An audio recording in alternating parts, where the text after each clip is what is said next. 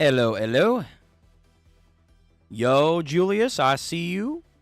Welcome back, my brothers and sisters and everything in between.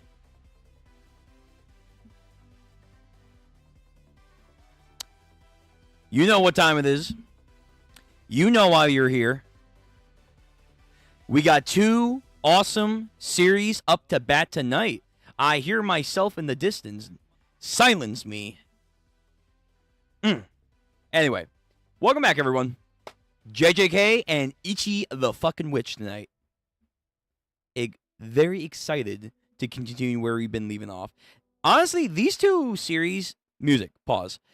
These two series together have been a very fun combination for Sunday. I'm going to be very upset that JJK is going to be gone eventually once we catch up. Though I say that, quick little thing before we get into this. It was made aware to me over this past couple of days. If you were a part of the King of Lightning stream on his Twitch channel, was there for the post One Piece discussion. It was fun.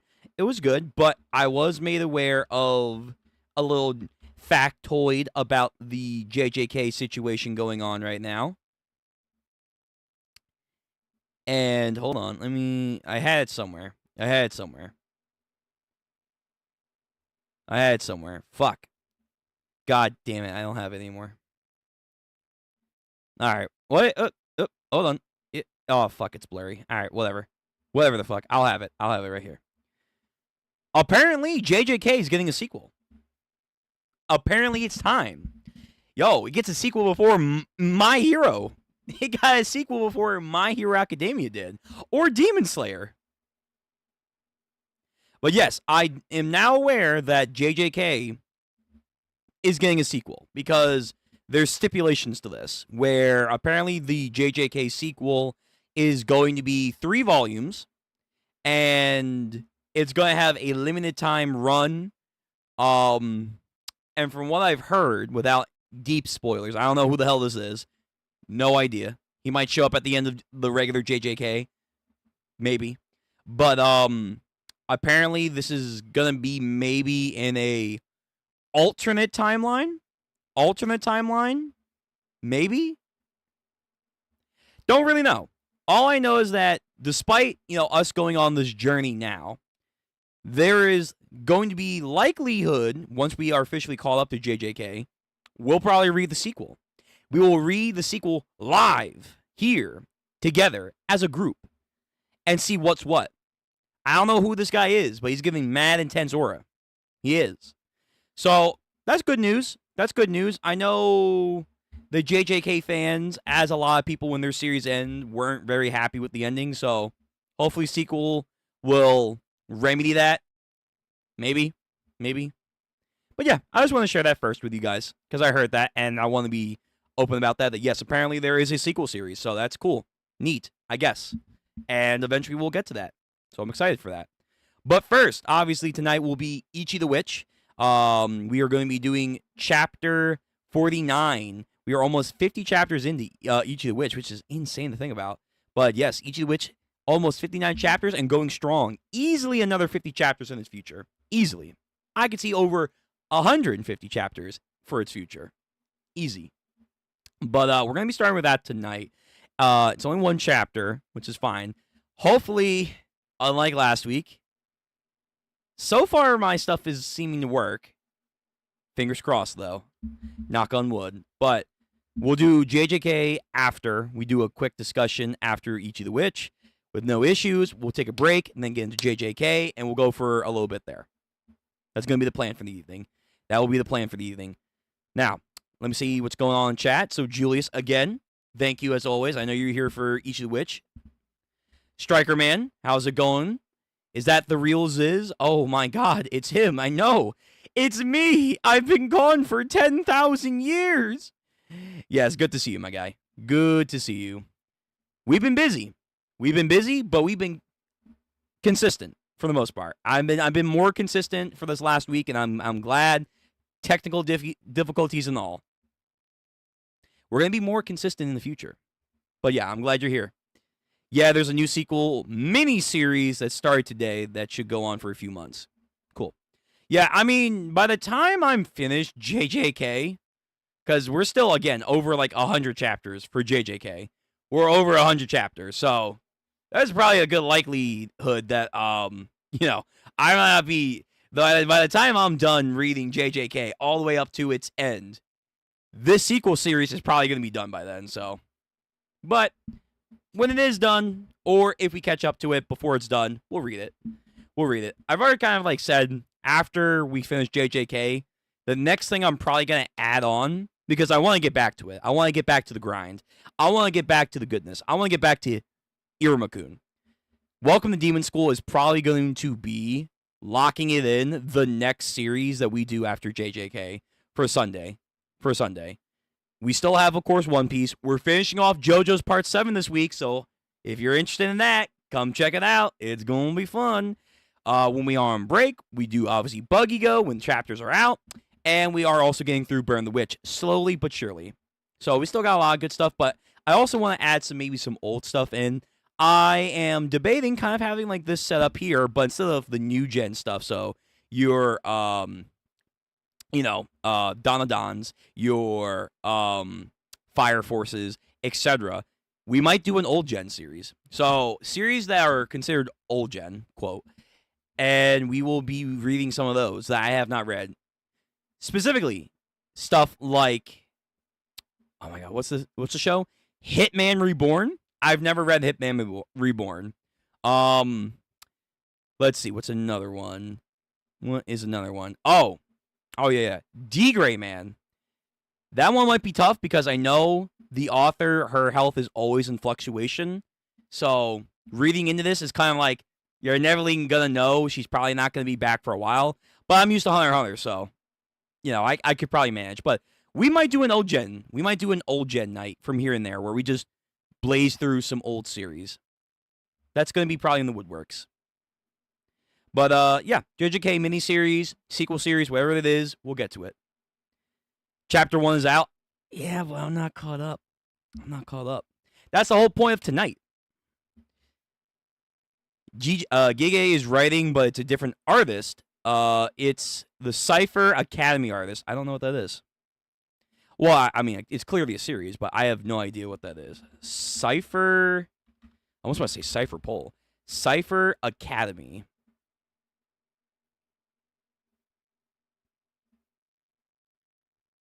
Do I not fade? Hold on, is my fade off? Huh. It's not... It's like almost instantaneous from there. That's weird. I wonder if OBS resets some stuff. Anyway, okay, so... Cypher Academy. I haven't heard of anyone talk about this. Is it good? Because if it's good, and if it's still ongoing, it could be over right now. It could be like a canceled series. But if it's good, it could be on the bucket list. It looks interesting. But okay, so the artist for this series is going to be doing the sequel series. So Gege is just going to be focused on story, which is fine. I honestly think that's not a bad way to go for a lot of series. Realistically, that's kind of what I want for Togashi. I want Togashi to finally let loose the reins just a little bit. Just a little bit. He doesn't have to draw the fucking story anymore. He can just write the story. And then someone takes over for him. And we can get a new style for Hunter x Hunter. It may not be classic Togashi, Hunter x Hunter style, aka when he has time and he can go back and do his revision, because his base form art, as people might know, it can look great sometimes. Hold on, but where are the memes? Oh. When I need it to prove a point, it doesn't show, of course. Aha! But at worst of times, I'm not kidding. We get fucking, like, chicken scratch. And because his health has progressed even more, over the years, it's most likely than not, we're not going to get good form on a consistent basis. So, if he just chooses to write the story, not draw the story, we could have more consistent Hunter x Hunter. We could. But he's also stubborn. He doesn't want to give up his reign, which I get. Anyway. It got canceled? Ooh. Never mind then. Oh, that's a shame. Okay, so this story, Cypher Academy, got canceled. Never mind. We will not read that then. It was very wordplay intensive series that has a hard to translate into English. Oh, okay. Yeah, I guess because it's called Cypher Academy, I would imagine in the name you're getting what you are advertising. It wasn't the worst, but not particularly great. The art was decent though. Okay, all right. Well, let's see how they do with JJK, the sequel series. Okay, let's transition.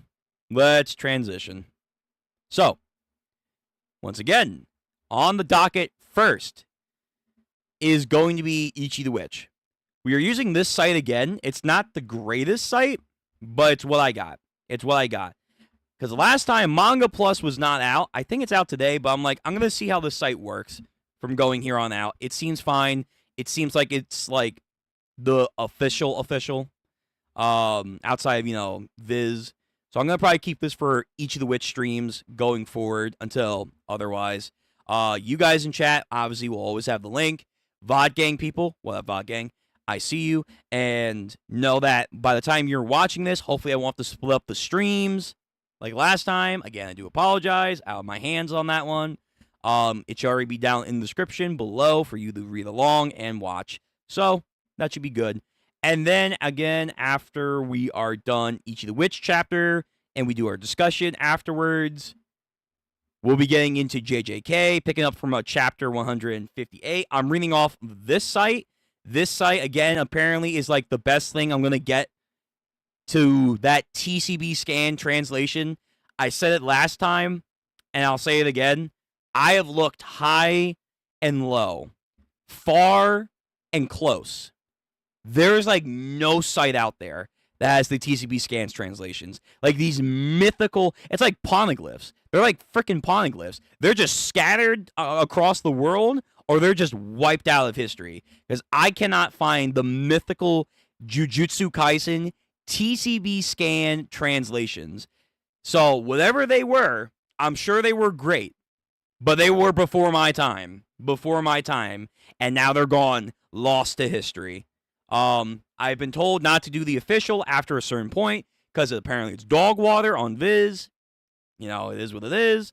But the other non-appropriate scans are like dog water as well.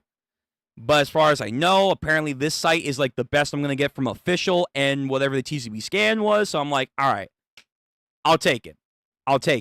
I will split the difference. This is what we have. This is what we're working with. If someone does have the TCB scans, by all means, get in contact with me, and I'll use it from here on out. But I've looked. I've looked, and they are like nowhere. They are gone, man. Thanos-styled. Turned to dust. Atomized. So, this will be what we're using for JJK. I'll link in the chat. Again, VOD Gang, you should have it as we're going to get into it. Sounds good. Now, of course, transition, officially done. Got our boy up here. Ichi the Witch is first. Okay, Julius, let me see. Let's see. Yeah, are you sure you want to? Yeah. Okay, hold on, Julius. I went to the fucking site and they said no. Like the TCB Scans official site, and they said no, we don't have it anymore. Like, all right, you know what? Whatever.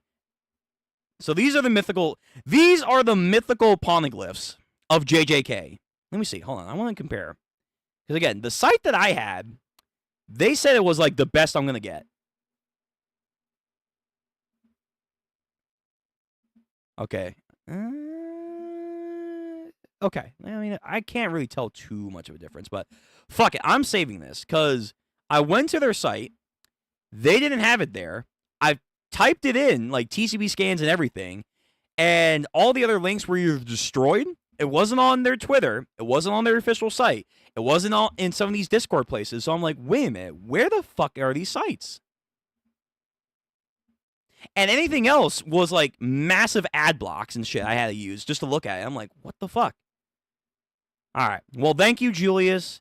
You are a lad of our little community. You have given us a blessing. You have given us the keys to the ancient histories of JJK. So, never mind, VOD Gang. Scratch everything I just said. Gotta update this later for you. It will be there probably now, but we now have the official TCB scans. So, this is the good shit. This is the good shit. Julius is hooking up. Julius is hooking us up with the good shit. So, we'll get to that. All right. Fuck it. Time to roll. Time to roll. Roll out, Autobots. We are here for each of which first. Let's get into it. So, chapter 149 of Each of the Witch, the 49th Hunt, a glass of water. So we are picking up right after the Prophecy Witch, aka the Prophecy Majik, had her fortune that she's going to get killed by the Death Majik. And her weird butler dude who's sus right now is like low-key trying to offer her water, but very weirdly. Speaking of water, hydrate. All right, what's going on here? Who is this guy? What does the fortune mean? Is he going to strike soon? Is this in the future? Like, how far are we talking? My, you are drenched in sweat. Why don't you have some water, Master Jiki Shuren? Yeah, she's like really freaking out. You know, again, Majiks who aren't supposed to die, they're like cursed spirits. They just keep on living. She's like,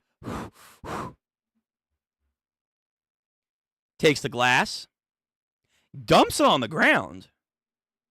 Okay.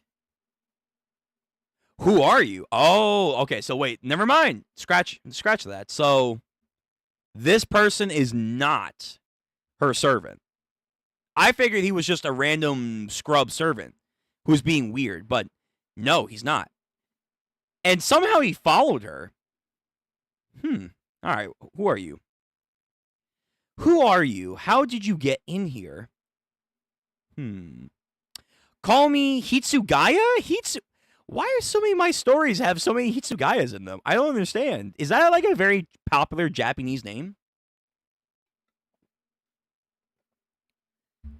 Master Jiki Shuren, allow me to formally introduce myself. He calls her master, so I guess that he's being at least a little respectful. Just a little bit.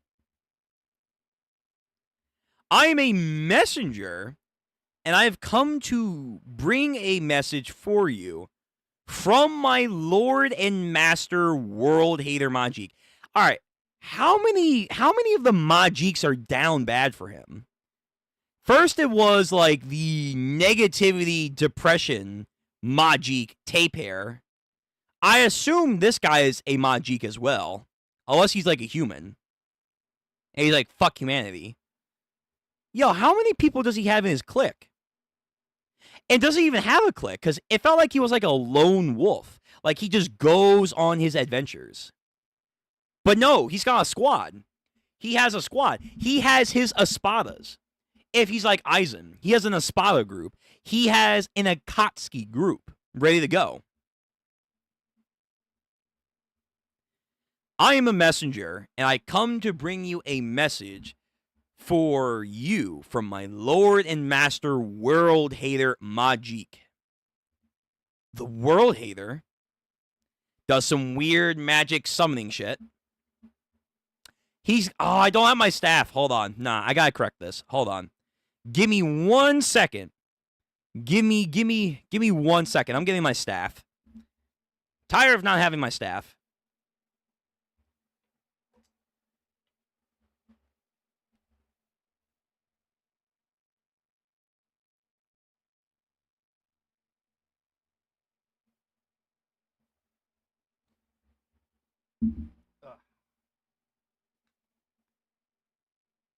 All right. We have to match the energy of the world hater. I have my staff ready. It's not as mythical. It's not as mythical as his, but it'll do. I have my staff. I'm ready. Okay. So he summons the staff. The world hater's magic staff over here. Does this thing have like mythical properties? Yo, he brings that shit down and it like fucking echoes. It like sends a ripple throughout the entirety of like this ground. Holy fuck. Oh my goodness. Okay. They say, accept no further prophecies that speak of me, and accept a different prophecy. Should you ignore this advice, you shall be erased from existence. Wow, so he said stop spoiling. Stop spoiling, or you're going to get banned. Okay. Well, that's not going to happen. I assume it's not going to happen unless he's saying like he can like teleport in. I mean, if this guy can, I guess he could. I guess he could teleport in. Okay. All right. So we're making claims. We're making claims that this guy and the Majik, the world hater Majik, are saying, quit spoiling or die. So that vision was legit. And we do see, yes, the staff is the thing to kill her. The staff is like plunged right through her. Okay. So is it like an imminent future? Is it a imminent future that could happen? That is all. I can imagine what your vision must have had a moment ago. But don't worry, with a proper action, even your prophecies can be avoided. Wow, he's changing the future right now. He's like, hey, you're spoiling way too much of my plans. Stop it. But even if you do try, I got a plan. To make a long story short, leave the Mantle Witches Association and join Lord World Hater. Okay, he wants to recruit her. Doing that will avert the prophecy and save your own existence. Save. Boy, you sure are being awfully patronizing. I thought headquarters hunters were supposed to be modest. I'm sorry, headhunters were supposed to be modest.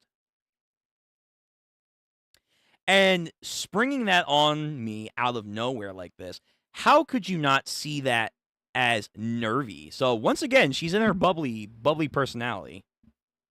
So I guess she just does not care. Although he makes the claim that she can be annihilated from existence, which means World Hater has a way to kill Majiks. Supposedly. Sorry, but I'm neutral in this. I'll do what I want. Thank you very much.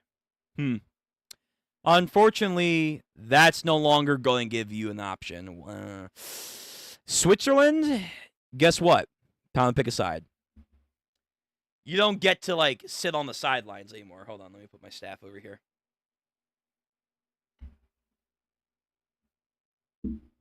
Yeah. Switzerland no longer gets to be neutral. It has to decide. You've been permitted free reign this whole time because Lord World Hater did not see your prophecies as relevant to them. But a new era is beginning. Oh, Lord. So he could tell? Like, how can he tell what she's envisioning? Is there some way for him to, like, connect to her, I wonder? Ichi the Witch. His existence, the moment he was discovered, Lord World Hater could no longer afford to dismiss your prophecies. Again, so he could see them beforehand. Somehow. I'm here to headhunt you and offer you advice.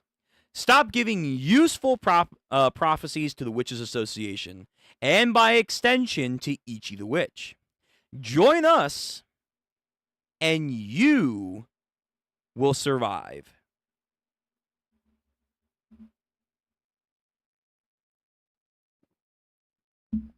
All right, man. What's the decision going to be?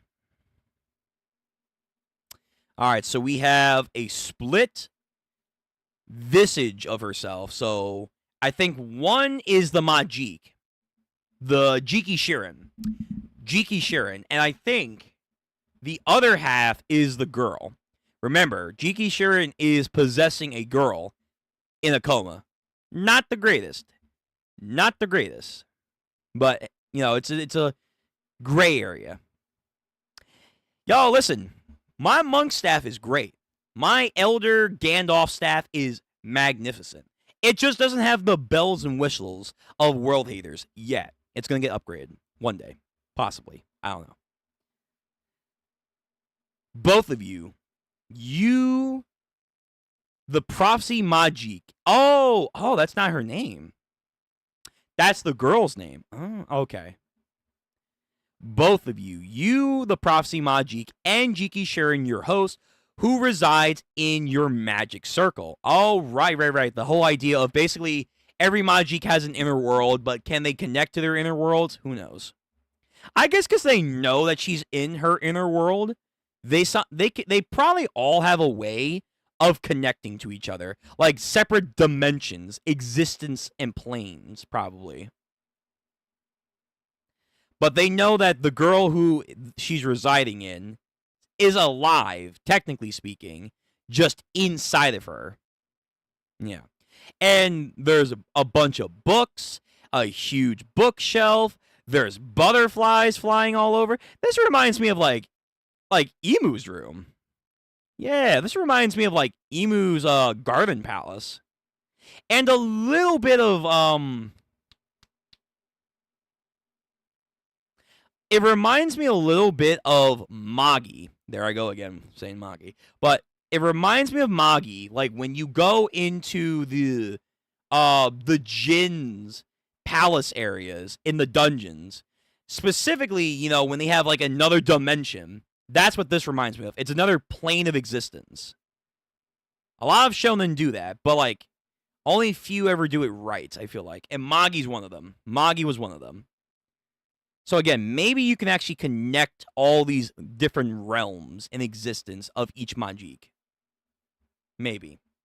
Like, Ichi at some point could probably find a way to get to Jiki Shirin in there. I don't know.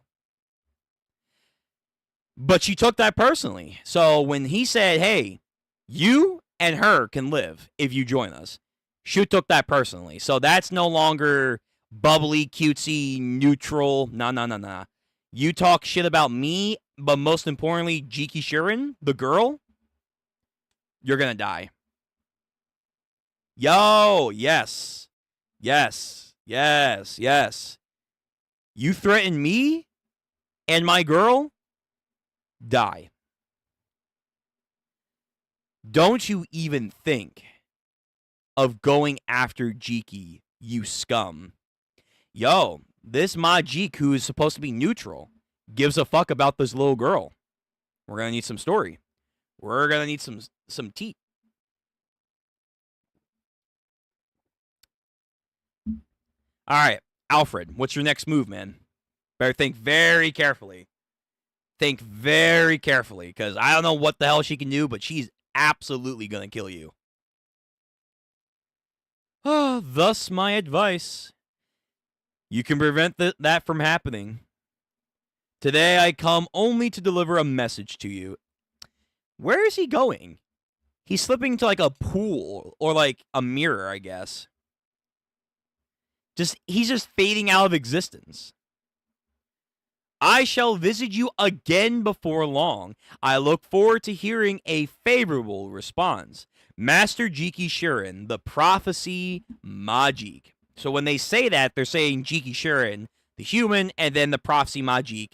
Not like it's like one and the same. Okay. That's interesting. Is she going to leave? Is she going to leave?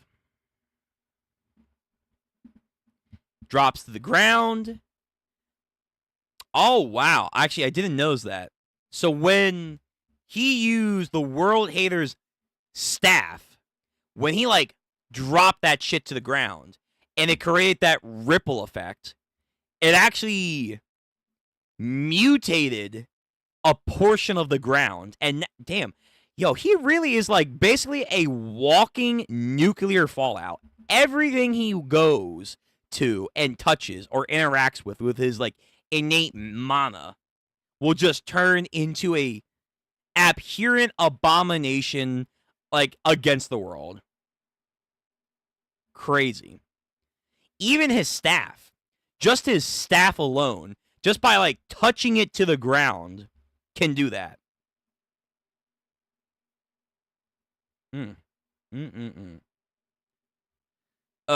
Could this get any worse? Maybe. Who knows? All right, Alfred, wherever the hell he went to. So, what will the prophecy Majik do now? Thinks about how she was going to absolutely kill him. Given that look of theirs, they've been more contempted by humanity than we expected, right? She claims to be neutral, but she clearly has favorable odds for humans. Also, I guess because he says humanity, I'm going to then assume that he's not a human. The poor thing, they're trapped here, imprisoned, and they don't even realize it. The Mantle Witches Association is a giant prison designed to steal Majik's freedom. I mean, from your guys' point of view, I guess so. A detention center built by those detestable witches for corralling and enslaving the rare and glorious beings known as Majiks. I mean, you say rare, but I feel like you guys are, like, all over the place. You guys are like Pokemon. To be completely honest, just standing inside that building makes me physically ill. I mean, you would think there would be some spells, maybe. If only all of humanity would just die. That would be nice, you know. They're irredeemable as a species. I mean, so far you guys look exactly like us. You're just more one with nature. Quote, one with nature. When they go around building palaces, places like that, I wish Lord World Hater would exterminate them and be done with it. Well, my duty is here. My duty here is done. Time to go home. I have a report to give. Is he still in the Witches of Mantle? Yeah. Wait, hold on. No. Is he still here? Is he still in the building? Because, again, if he can get here, that implies World Hater can get here. And if that's the case, how the fuck is he here? Because if he's for real, like, this is a prison designed to be, like, outkeeping or inkeeping the Majiks, how the fuck are you here? It's like a cursed spirit walking in a temple from JJK. Unless they have a way to go around, like, a barrier, how the fuck did he get in here? That has to be answered. Is there a rat?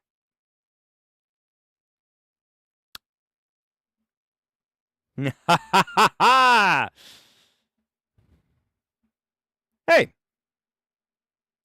Excuse me, waiter. Get fucked. Get fucked. You ran into, like, one of the worst options. Maybe outside of, like, the principal. Outside of the principal, you ran into, like, one of the worst options. It's over. It's over, bud. You ain't leaving. In fact, if you are a Majik, guess what? Welcome aboard the team. Welcome aboard the team. I need a new addition to my collection. General Grievous style over here. Yes. You did enough of the creeping and crawling. Now it's my turn. Now it's my turn. Could you get me a glass of water? As he looks back stunned. Like, first of all, when were you here? Secondly, how the fuck did you sneak up on me? Thirdly, fuck, it's you. Yeah, you're fucked. You're fucked. You are absolutely fucked. Damn, we go right into... Oh, fuck, that's right. The site doesn't have double page spreads. I don't think so. Oh, no. Let me see. Does it have double?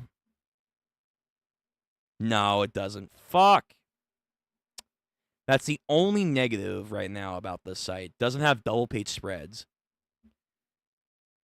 Pierce through all Lazud. Right, the Lazud. Her fucking, like, main technique, which is just, like, the rapier thrust technique over here.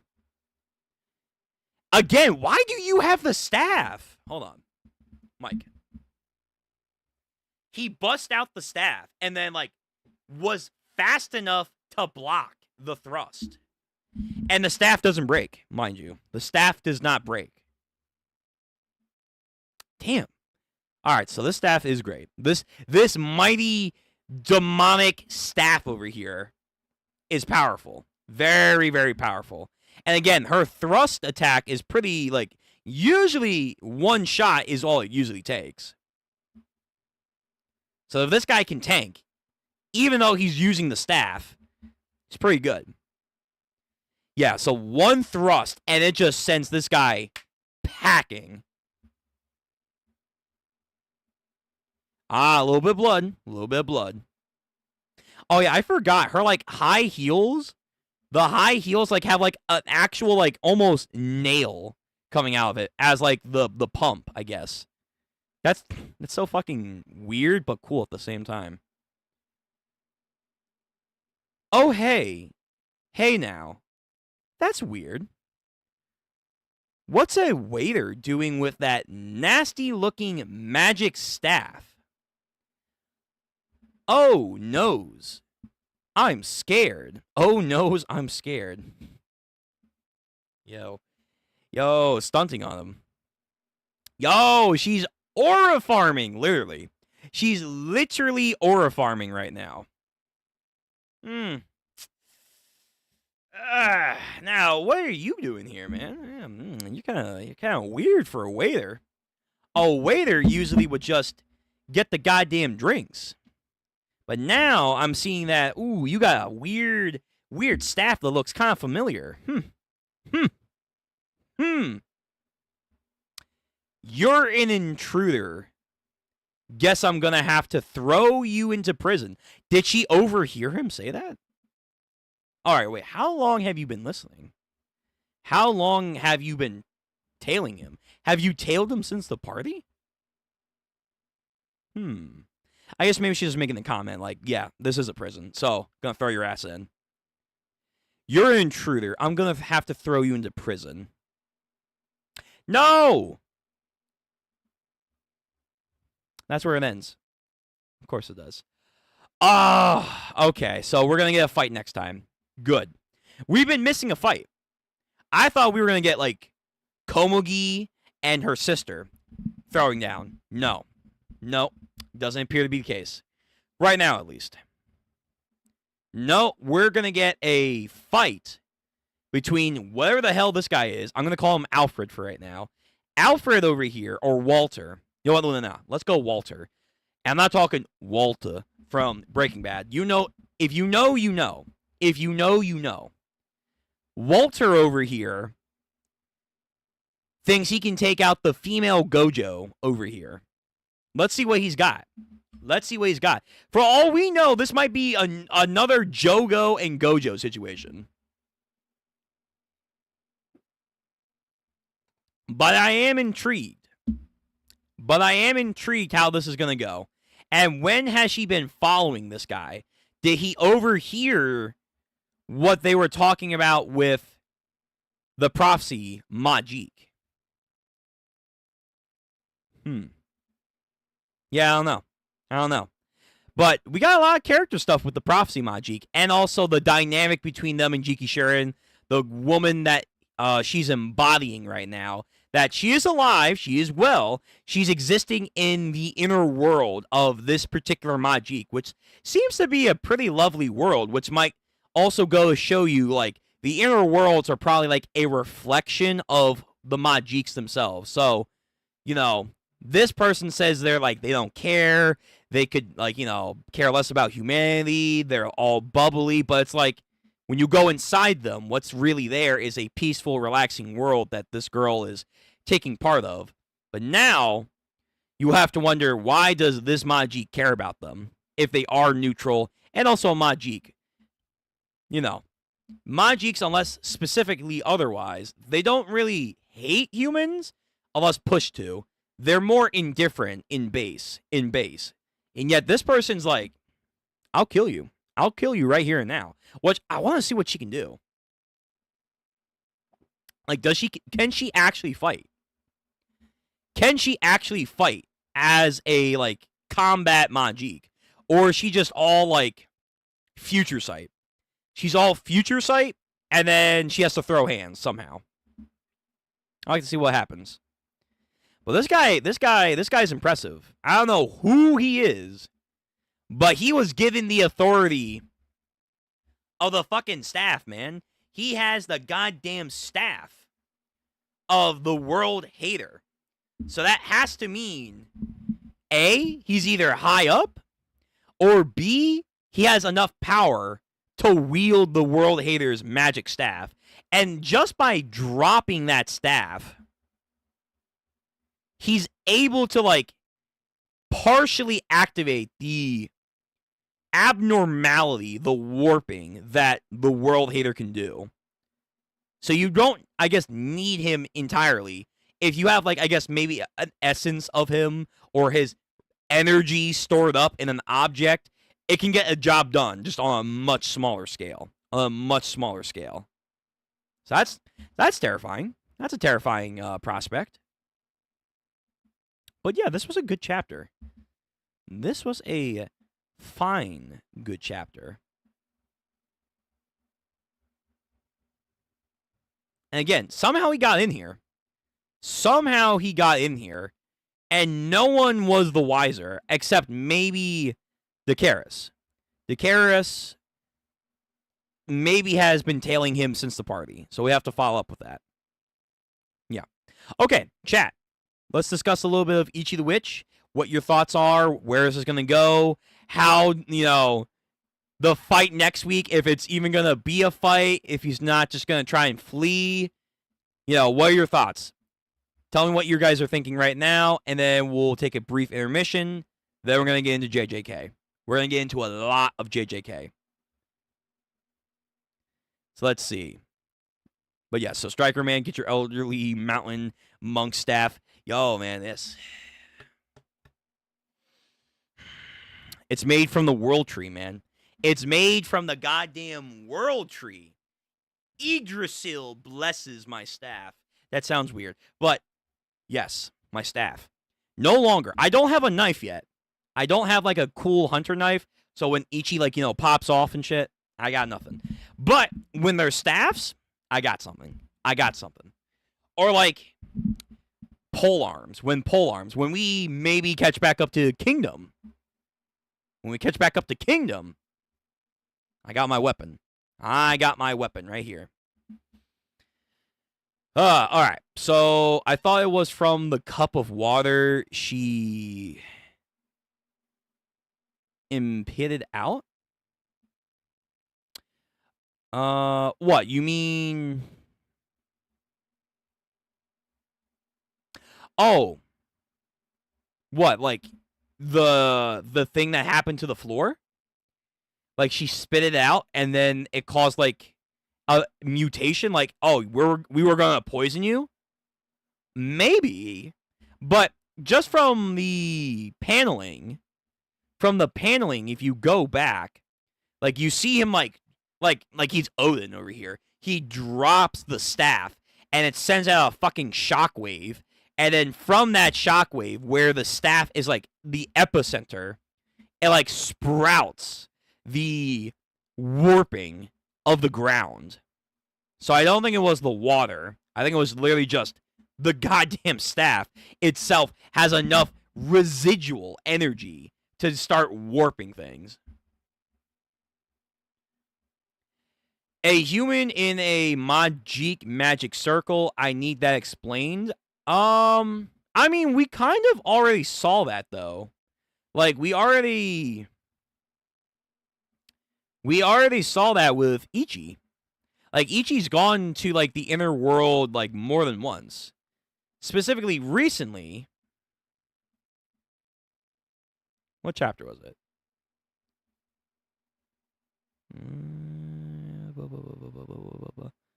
Yeah, it was in like chapter 42.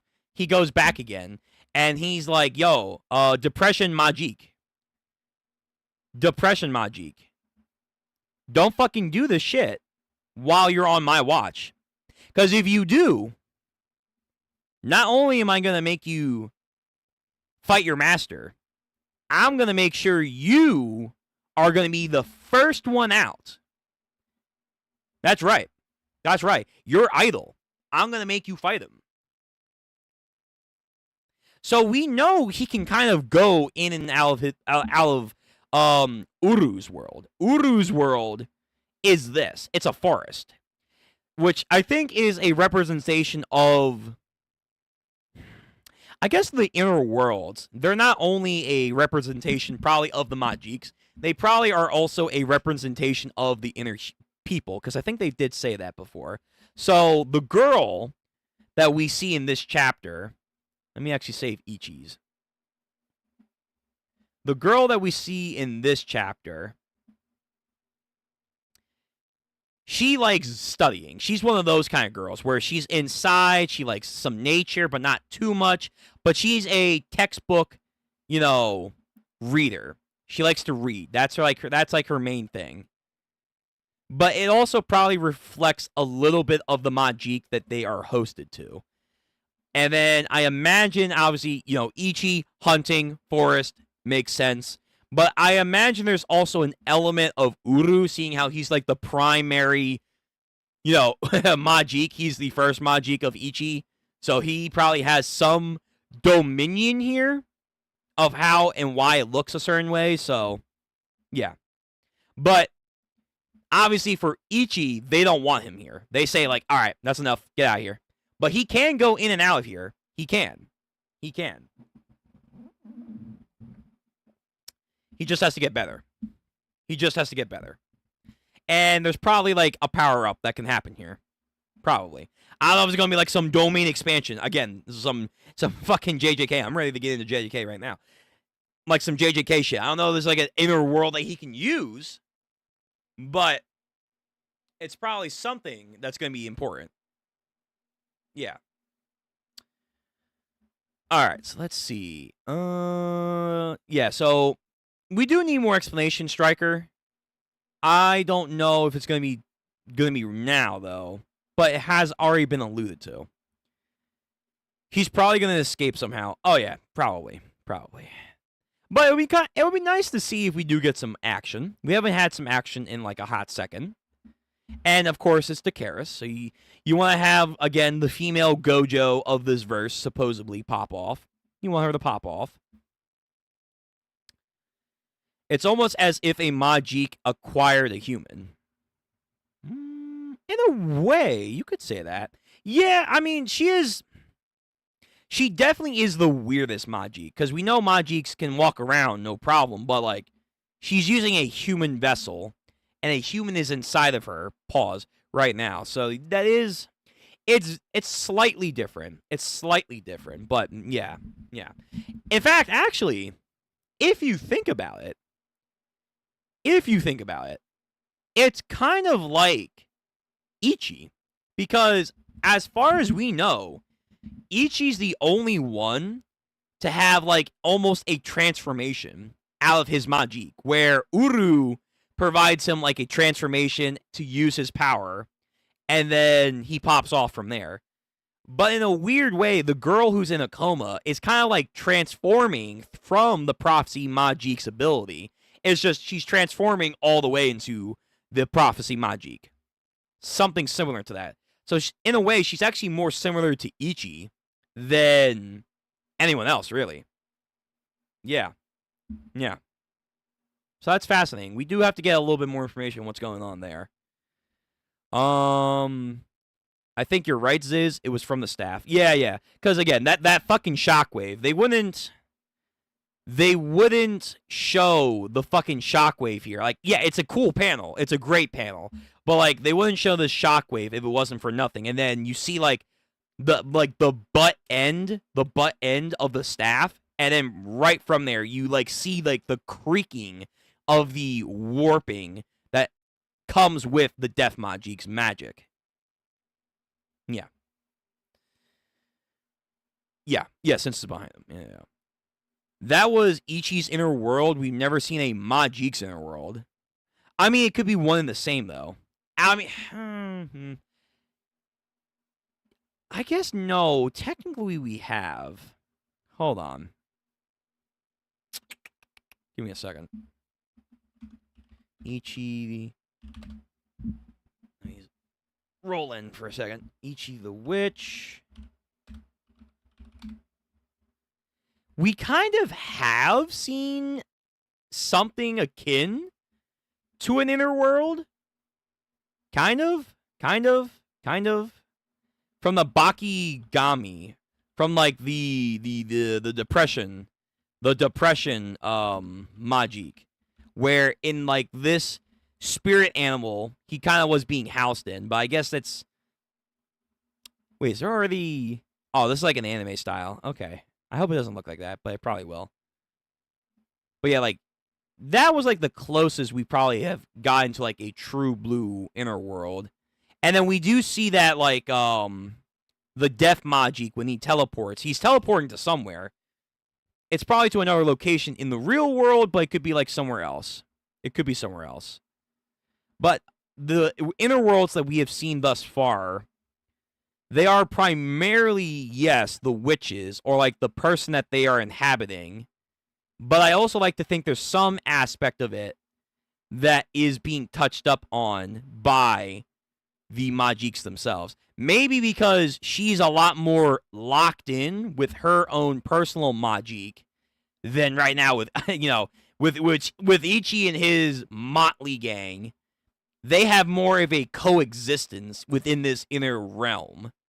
And if Ichi ever got that, I don't know if he would. Depends on where we're gonna go with Uru. Uru is he's like a diet Sukuna. He's played up more for laughs, but at the end of the day, he does want to like escape from Ichi. So I don't know if they'll ever bond fully. But maybe if he ever did, the world would be a bit of Ichi mixed with his other Majiks. To a degree. That's what I'm thinking. But okay. All right. So, if we have no more other comments for right now. Oh, hold on. Let me go back through here. So let me see. To be clear, TCB didn't start translating until later on. Their early uploads are just the official copy paste there. I don't remember what changed over. The reason people recommend TCB ones is because the official English translator sucks. The TCB did a better job on most of the chapters. Yeah, that's all. That's why people have been pushing so hard to just not do the officials. I know that. I knew that. I'm like, I just can't find these goddamn TCB scans because I can go to the TCB scan sites. It just won't take me to JJK. It's like they don't have it anymore. So I don't know what link this is, but I saved it. So now I'm going to be using that for my JJK. I'm going to be using that for JJK. So thank you again, Julius. Thank you again. Okay, I don't see any more comments. So we're going to call it a night for Ichi the Witch. So if you're here for that, thank you for showing up tonight. It's always a lot shorter than the other stuff tonight. It is what it is. But we still had some good discussions. We did. For sure. And I don't think we're on break this week. So we should be here next Sunday for Ichi the Witch. Yeah? Yeah. When we get a little bit more in, I want to do some more variety for Ichi the Witch. So like maybe in the future, if we get enough characters, if we get enough arcs, If we get enough stuff, we might do like, each of the witch tier list and stuff, something like that. Something a little bit more pizzazz for our Ichi the Witch little club members over here. Yeah. Okay. Thank you again for coming out for Ichi the Witch, guys. Much love, Julius. Much appreciated. I don't know if you're going to stick around for JJK, but thank you again for that link. Really, really helps. Really, really helps. So I can see, the better translations before it gets shitty, I guess. All right. Thank you guys for coming out for Ichi the Witch. JJK fans, we're going to take a brief intermission. So hang tight. Then we're going to start up, and we're going to go for a little bit with JJK and see how far we get today. Be right back after this message.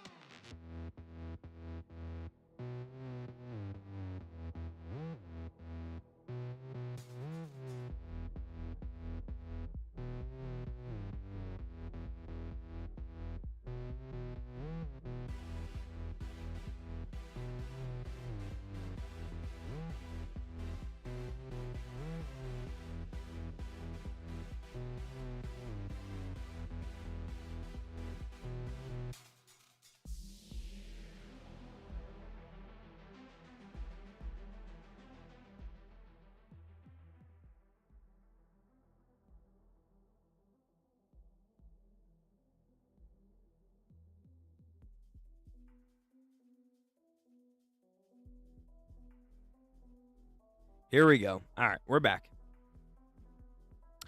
All right, good break. Now, let me fix my eye.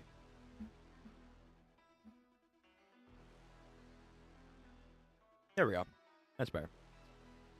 Okay, let us transition over to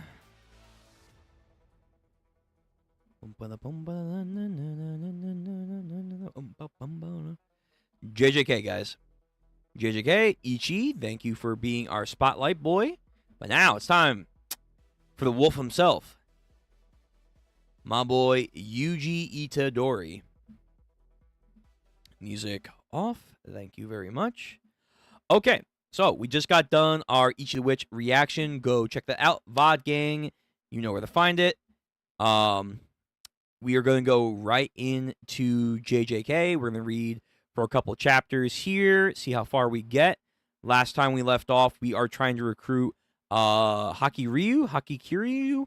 Basically this, like, you know, punk dropout sorcerer from the high school who does not believe in the JJK high school, like, motto, way of life, however you want to see fit. He basically had like a whole thing about, like, you know, trying to get rich and dictate where society will go. So he's not the most clean when it comes to his motivation, but he's beginning to respect Itadori, where he thinks of himself as a cog that has to follow the machine, but yet he's going to stand his ground and, you know, do what needs to be done. Oh, damn, TCB scans got colored. TCB scans got colored versions? Whoa. Or, like, they got colored panels? Oh, we might have upgraded. Oh, we might have definitely upgraded. Oh, shit. Yeah, so, like, this SmackDown was pretty interesting. It was quick. It was a good. The main highlight fight, though, I definitely was going to say was Megumi versus, what was her name?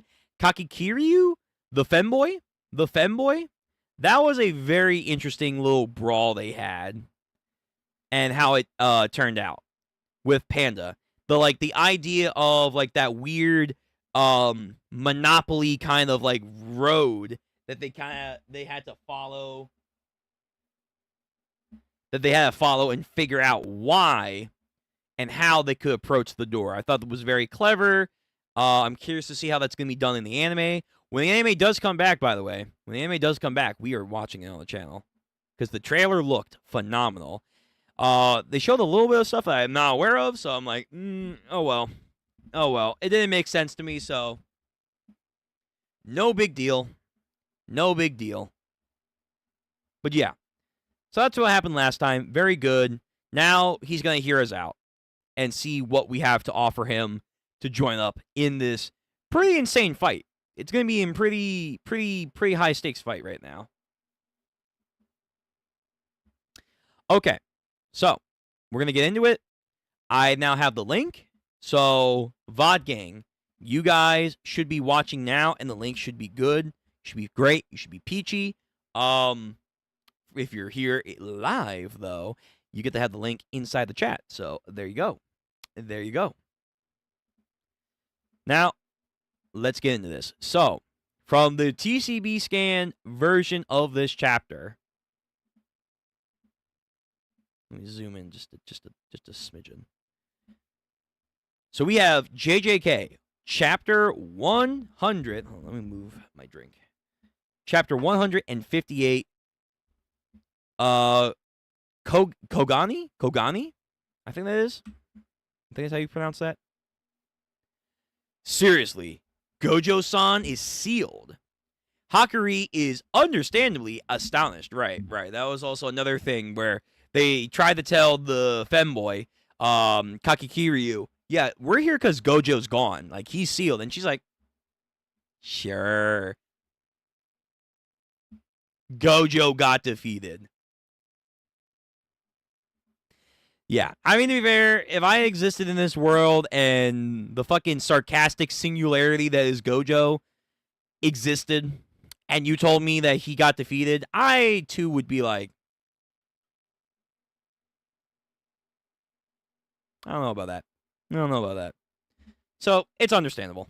It's understandable to be doubtful. But anyway, so you have Megami and Yuji. Yeah, seriously, at the same time. Damn. Oh, I'm sorry to make this seem like an afterthought, but Principal Yagi has died. Oh, Panda's updating them now. Yeah, that was a very quick arc. Yeah, the transition into this new segment for the Culling Game arc, a lot of people died. A lot of people died in the transition of this. Panda Senpai. I'm sorry I was keeping quiet about it, but it's true.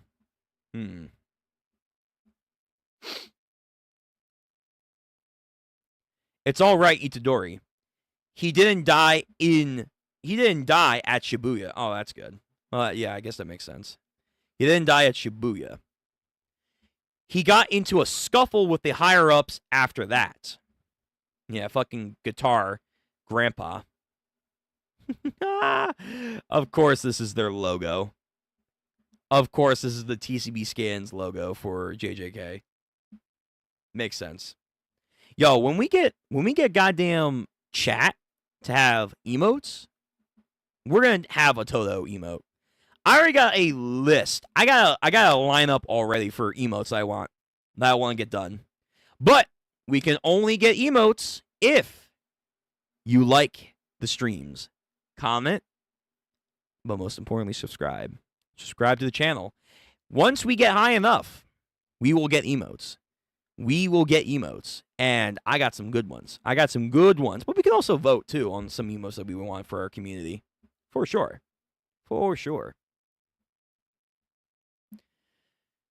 Knowing that doesn't make it all right. The principal was your...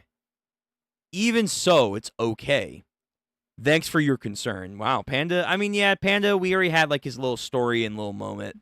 But he's, trying to reassure, like, listen, I understand more than anyone. But we'll make it through this. Well, we can hardly say anything if you're okay about it. Right. The people I'm indebted to are going one after another. He was indebted to the principal? I haven't been this depressed since Yoko got hit by an arrow in the butt. Who? He's been living a good life. All right, I'll help you guys suppress the Culling Game. Yoko from Princess Mononoke. Oh, I'm like, wait, who the fuck? Do we know this character? Never mind. But don't get me wrong. I haven't let my feelings get the best of me. This is a deal first and foremost. Understand, once the Culling Game is over, you guys will cooperate with me. That's if you live. That's if you live. You're trying to take advantage of the revisions to Jujutsu law, right? The existence of cursed spirits has been made public, so the rules will have to change from there. What exactly are you trying to do? Whatever it is, I doubt it's going to be all that difficult. Ugh, what do you know, sea urchin head? You did hear me, right? I'm the head of the Zenin clan. Whatever it is, I'll take full advantage of this.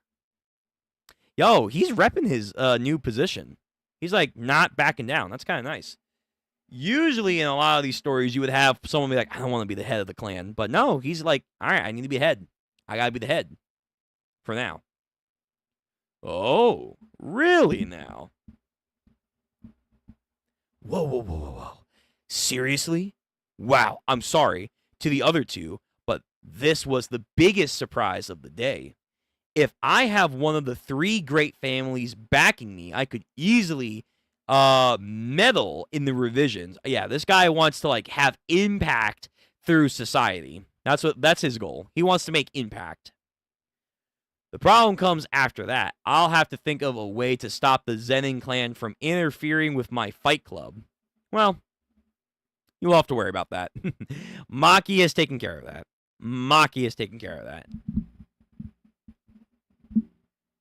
Sea urchin head. It's Fushigoro. Fushigoro-kun. Let's get along. Oh, wow. This man changed up. Chew. Let's get along. My best. Yo, if he pulled a fucking Tolo, but like a corrupted Tolo. My best friendo.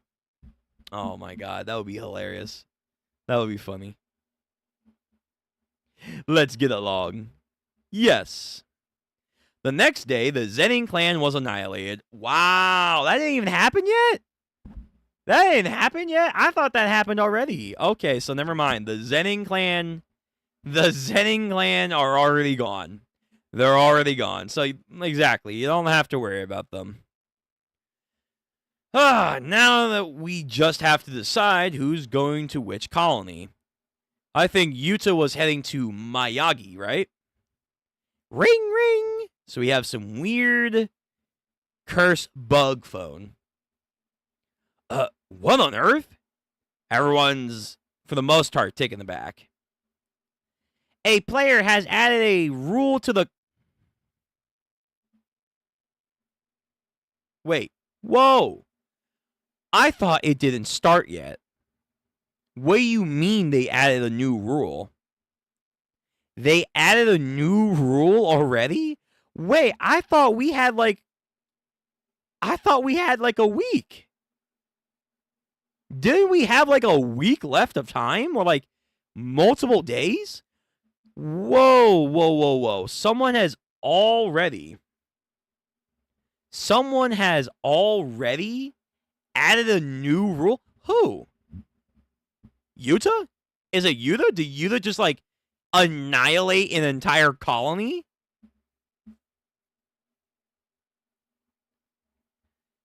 A player has added a new rule to the calling game. Rule number 9. Players can now view the information of other players, such as name, points, number of times they've added rules, and residing colony. Okay, that's actually good. That's actually a good rule. That's actually a fair rule.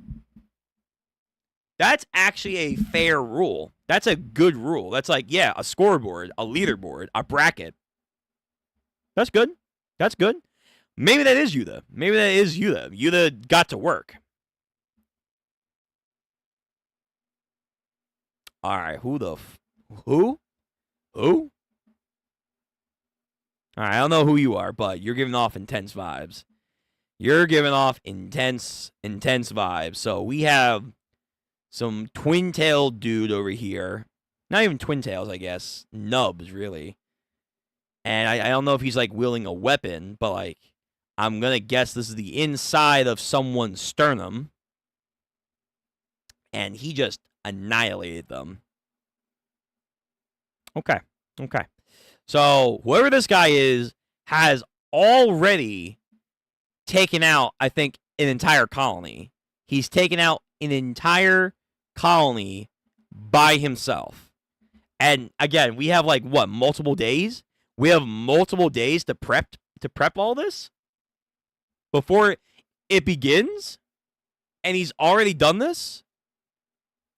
So, 1, this guy does not care about wait time. That's obvious. 2, he's strong. He's very strong. God, I gotta sneeze. Come on. No. Oh, fuck. I lost it. No, I lost it. I hate that feeling. What the fuck happened here, man? So we have some random dude has a hole through his chest, as suspected. But then from that hole, there's another hole inside of a wall, and that wall just got agaped back. And then we see the same phone thing next to the person. 5 points have been added. Of course I got points. I killed him. All the guys I've met here are weaklings. 400 years. What? Oh, right. What was her name? Kakigari. Get to Brainiac. Brainiac released a bunch of cursed spirits, and cursed spirits that are like more humanized too. Yeah. So he modified people that are going to be participating in the game, and then he also released a bunch of cursed spirits that have been around for a very long time that he's been sealing. Yes. So this is So this is not a person. This is a cursed spirit. This is a cursed spirit from 400 years ago. All the guys I met are weaklings. 400 years ago was a little better than this. A little better? Really? How long are you then? Where are you? Sukuna. Oh, never mind. This guy's old. This guy is fucking old. He's from the Heian period. Damn, we're getting a lot of Heian people. The Heian era was legit. All right, so this is another cursed spirit. This is another cursed spirit popping off right now. You currently have over 200 points. Wow. Would you like to spend 100 points and add a rule to the culling game? I see rules, names, and a score as a benchmark for their strength. Okay. Oh, but you lose points if you add a rule. So I'll also include the number of times they've added a rule and which colony they're at. Kogani. Kogani. Is that their name? So this is the person that made the rules. Rule addition. Disclose the information of all players. Calling game player Kashimio Hajime. Fucking Hajime? Hajime? We got another. That's another popular name. Another Hajime. Another Hajime. Oh my goodness. Wait, is there a Hajime already in this story? This might be dumb. Isn't that the priest girl? What was the priest girl name?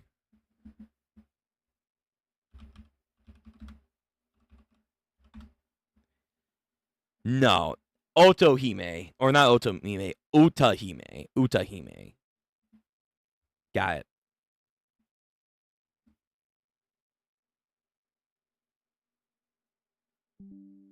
OBS was disconnected for a second.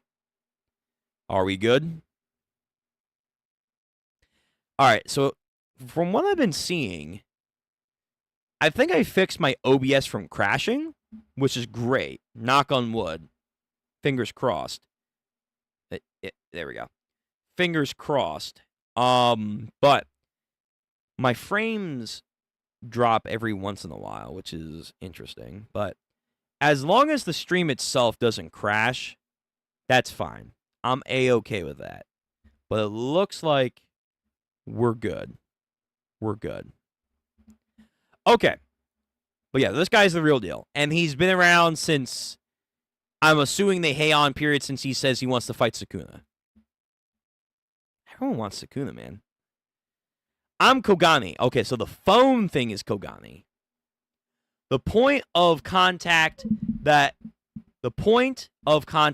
connects players to the calling game. Gotcha. Why are you speaking differently than before? Earlier, I was making an announcement for the calling game. Right now, I'm speaking as the point of contact of the player Itadori Yuji. Oh yeah, Tengen-sama was saying... No, that's strange. Why is Itadori being considered... Yeah, true. Wait, why is Itadori being already considered a player? Why is that? No, that's strange. Why is Itadori being considered a player already?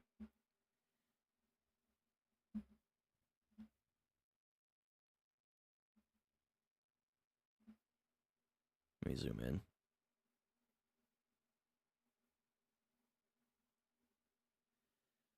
Aside from the people that were distributed cursed techniques or cursed objects by Kenjaku, you can only become a player once you've infiltrated a colony. The people who I had ingested cursed objects like Itadori Yuji, the cursed objects that I provided are what's left of sorcerers. I painstakingly made vows a millennia ago. The truth is, he was a human who actually existed, but that was over 1,000 years ago. It's Sukuna. Oh.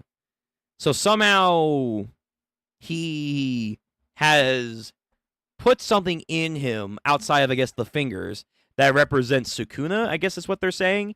And that's how he's already a part of the game? I guess? Sukuna? Do these guys not know who Sukuna is? What the fuck? Maybe Sukuna was one of the sorcerers that made a contract with Kenjaku to become a cursed object. Could participating in the calling game be a contract? It's still rather strange. So has Kenjaku planned a calling game for 1,000 years? Has that been the end-all, be-all goal outside of chaos and evolution?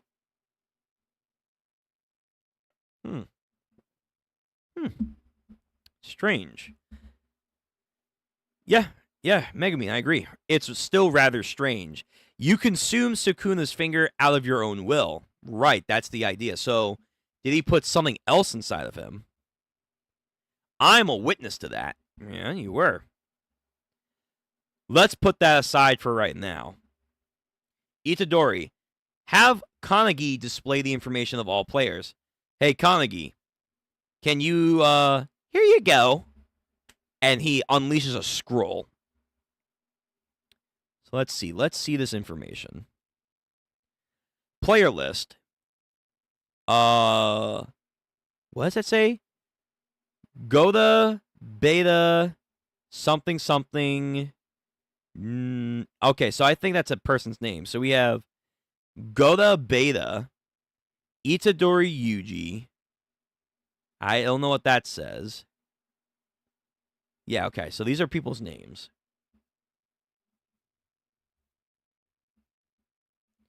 Let me see, can I... Okay, that's better. We have Yoshimori Shinjo, Yamachi Iso. Okay, so we got a player racket. This guy, right here. Yep, Hajime. Hajime, points, 100. Changes, 1 rule. Residing colony, Tokyo number 2. Has anyone else gotten points yet? No one's gotten points yet. So this guy is already on the move. He does not care. This guy originally had 200 points. What does he have to gain by changing the rules? He killed at least 40 people in these past few days. I'm guessing this guy isn't changing the rules to be nice. We might be able to take part in the calling game without having to kill people thanks to the new rules. Oh, true. Kogane, can you make a list of players that have at least 100 points? I'm possessed by Yuji Itadori. Ah, so that's going to be a no. But what if he says that? Oh, it's all right. Listen to Fujigoro. Now searching. Okay. As long as people who dragged in this, like Tsukimi, don't get panic and try to leave the barrier, the past sorcerers who have incarnated made a deal with Kenjaku because they had their own objectives.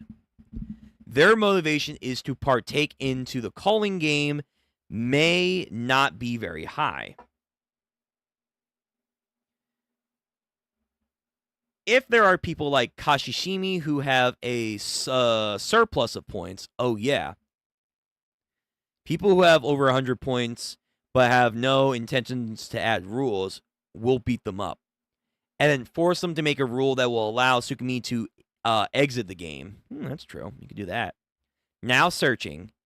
It's up. Hajime, 100 points. Rules changed 1 time. Residing colony Tokyo number 2. Higuruma Hirumi, 102 points. Changes 0 times. Colony, Tokyo 1. All right, so we have another person. There's someone else. All right.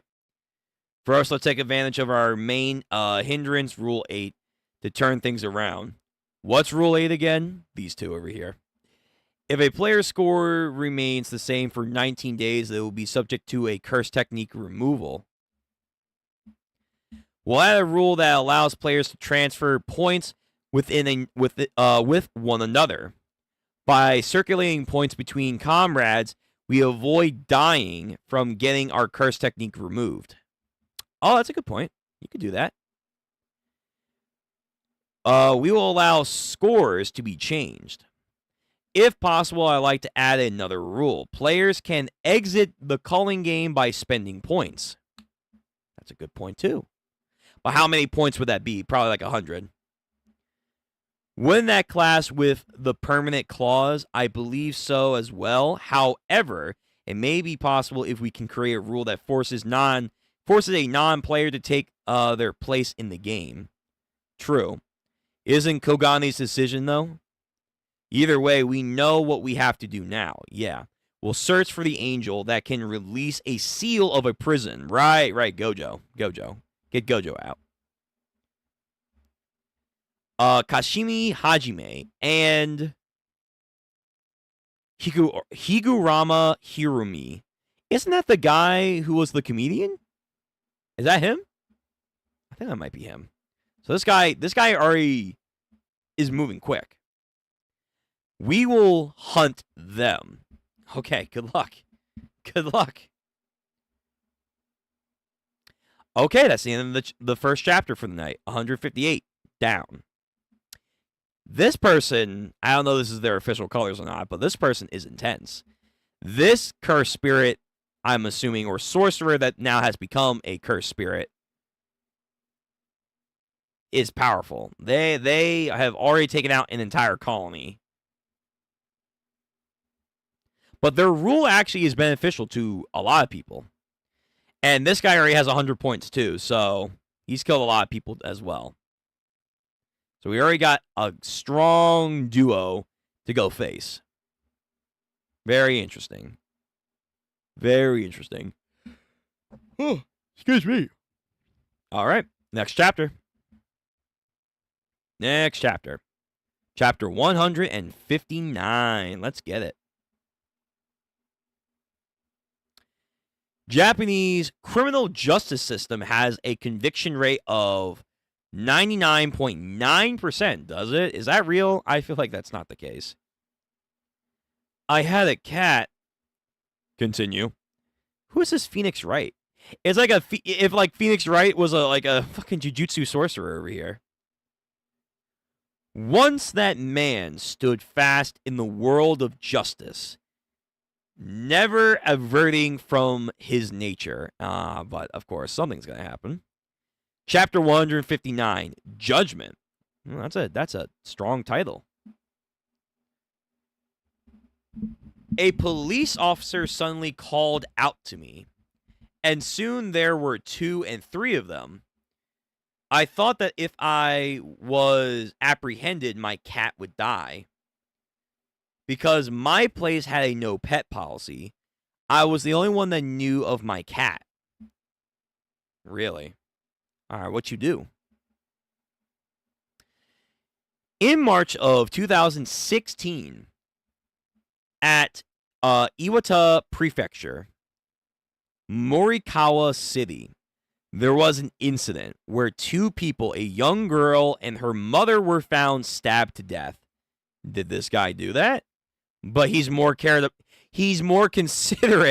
about the cat. You know what? That sounds about right for these kind of people. If you did do it. It was the Morikia District Attorney, prosecutor, Oi Keita, a man who lived nearby, under the suspicion that he robbed and murdered the 2. The story up to his arrest goes like this.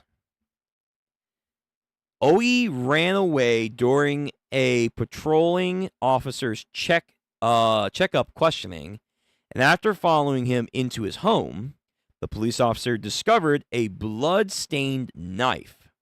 He was arrested on the spot. In a DNA test that was later taken place, they found that the blood of the knife had matched the DNA of the victims. That's pretty damning evidence.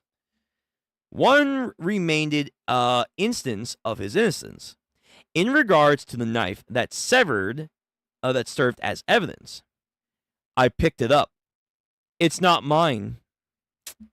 This is some Phoenix Wright shit. This is Phoenix Wright if he was a sorcerer. That's ridiculous. All right, who are you? Oh, this is like his secretary, I guess. I mean, he only refused the checkup questioning because he had a guilty consciousness, right?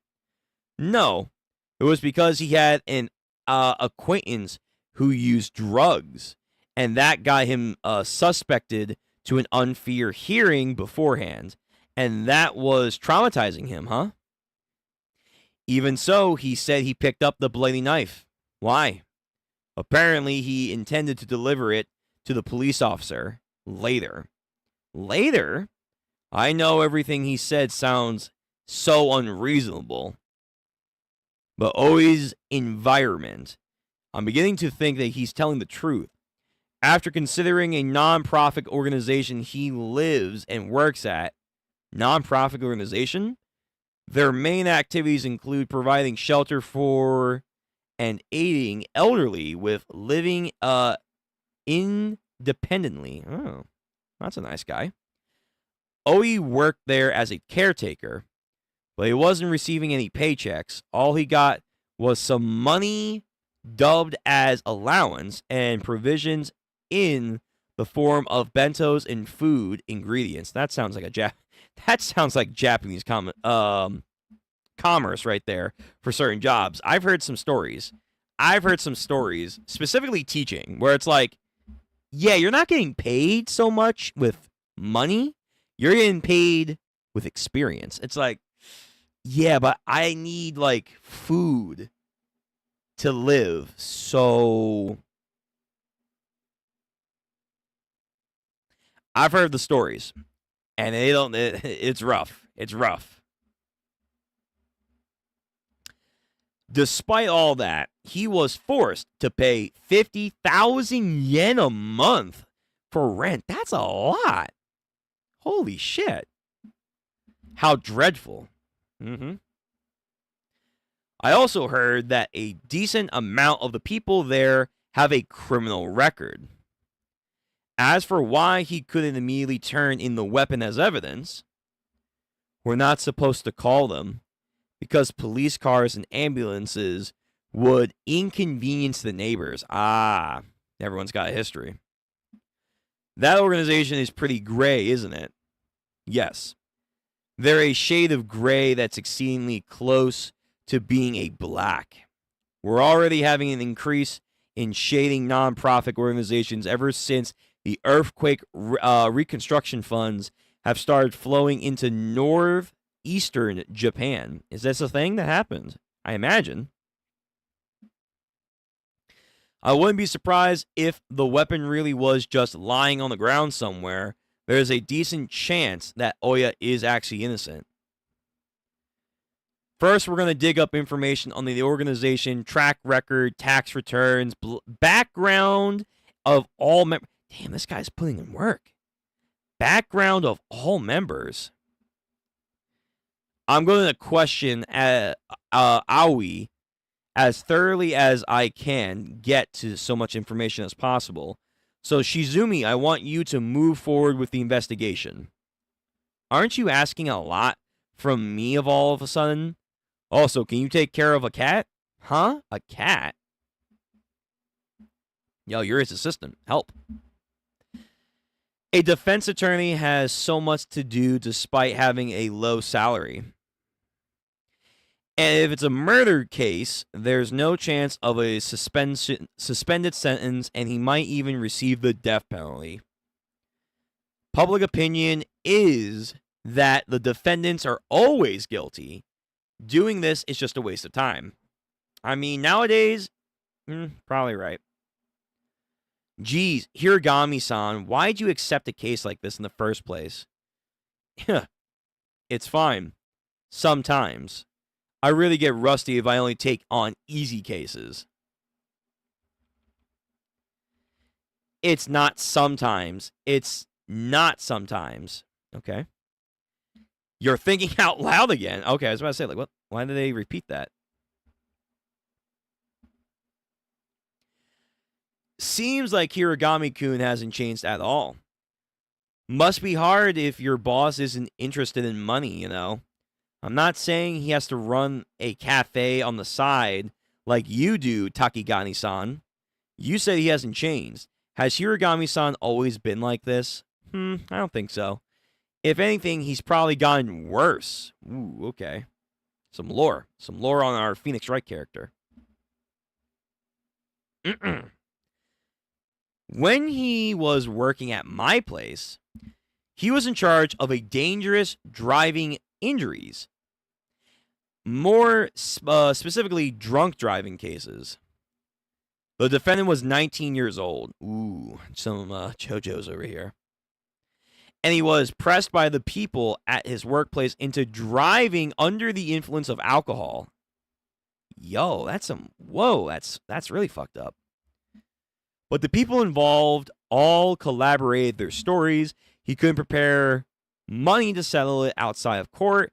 He also couldn't get a suspended sentence either. Liar, you told me that I'd be found not guilty. Did he fail? He failed his first mission. You only told him that you'll try to get him a suspended sentence and didn't say anything about him not being found guilty. But you learned your lesson, right? You should quit doing the criminal defense of impossible cases. Rescuing the weak, that's noble and all, but us lawyers only do so much without understanding from the court and the prosecutor. There's no need to continue to gain unwarranted resentment from your client. They've been pushed into a corner, both mentally and financially. I can't blame them for taking their anger out on me. How are you holding up mentally, Hiragami-kun? So we see him interacting with his secretary and an old lady, chilling on a park bench, him shaving at like his desk, I think. Verdict: the defendant is not guilty. Hey, he got one. I think. Maybe. And then a lot of people are surprised. What? Huh? We really won. It's not over yet. They'll appeal it right away. Oh, true. Appeals. Yep. Murder of a mother and a child. The bereaved family appeals for retrial. Muscle Sensei. I don't know who that is. Equality judgment: as long as you have money, even a murderer can be acquitted. Ah, okay. People commenting online. We have another person. How much did they bribe them? The jury system is dead. The prosecutor is useless. I mean, that's honestly, this was not to get into it, but like, this was a lot of people's take on the Diddy case, man. Suspicious, not guilty verdict. Former judge is bribed. Article refers to the remarks of the crooked lawyer. Damn, what is this goddamn slandering over here? The other day, the verdict was not guilty, prosecutor said. This. So entire newspaper outlet, online media, everything. Everything. And people looking at him in the streets like, damn, you're trash. You're trash.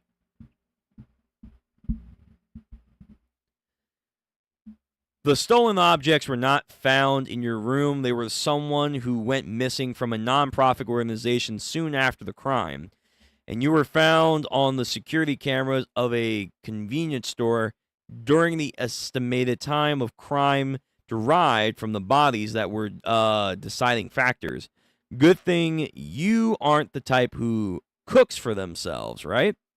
Yeah, there's some Hunter x Hunter dialogue here. There's a lot. Hiragami Sensei, thank you very much. Don't call me Sensei. And don't get ahead of yourself. We still have the secondary trial. I worked really hard too. That's not what I was talking about. Thank you for believing in me. Appeal trial, aka secondary trial. Guilty verdict. Life in prison. Oh, fuck. Did he? Oh, damn. That's. Wow. Opposed to the lawyer's side, which has a limited budget and human resources, the district attorney has to put more taxpayers' money and manpower to finding the evidence. That's fine. That's just how it is. But in the secondary trial, the attorney's side didn't provide any evidence. Instead, they simply made an absurd claim for burden of proof, saying that there is no reason to suspect the missing person of a crime. The sentence was overturned. A tertiary trial by the Supreme Court has a narrow gate. Appeals are hardly ever made to it. It's difficult even having them hear the case. From the start, this trial was a foregone conclusion of a guilty verdict. Damn. So he went from, yo, you liar, you said I wasn't going to be guilty, to, oh, thank you. Thank you very much. To, once again, oh shit, my camera. Camera. There we go. I'm going to kill you. If I get out of prison, I'm going to kill you. Kill his own lawyer. Kill his own. He stuck around, man. He stuck around to like the third trial. If it wasn't for him, you would have already been in jail. You would have already been sentenced. But nonetheless, though, yeah, I can imagine that does suck. That does suck trying to like do everything that you believe is right, and in the end, it goes just back to trial and it just ends up being guilty. From the start, the trial was a foregone conclusion of a guilty verdict.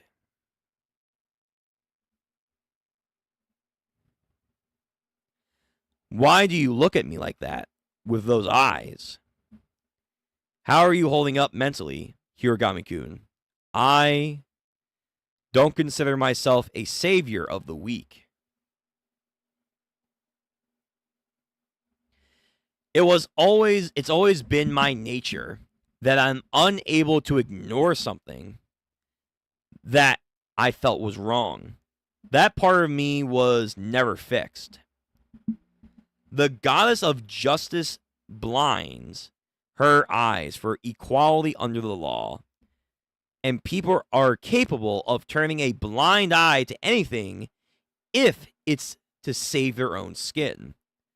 Meanwhile, in order to avoid shaking off the hands that reach out for help, even if no one else does, I want to keep my eyes open. All right. So why are you here? Why are you in this culling game? What do you want out of all this? Justice? Well, what is justice? If there are any objections to this decree, please submit a petition within 15 days, including today. With that being said, bang, a gavel. And the courtroom goes silent. Hiragami-san, everyone, come back. Is this like his ability? Does he have like a curse technique gavel? All right, yo, Phoenix Wright, I'm not done yet.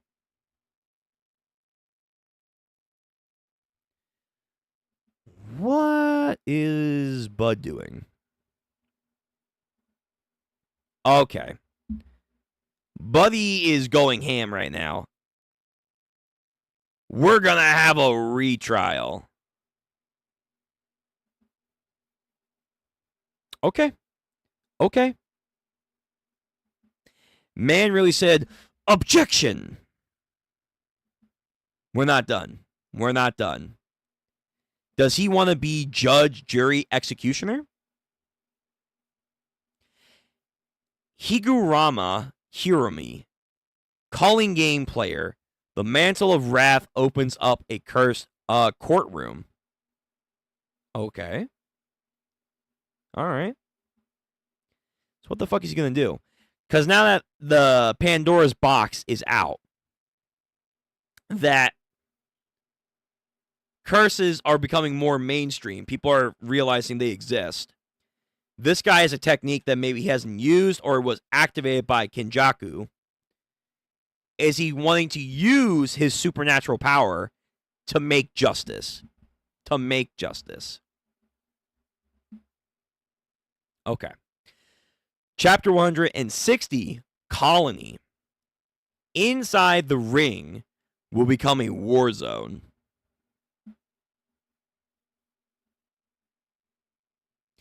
And there he is, or there they are.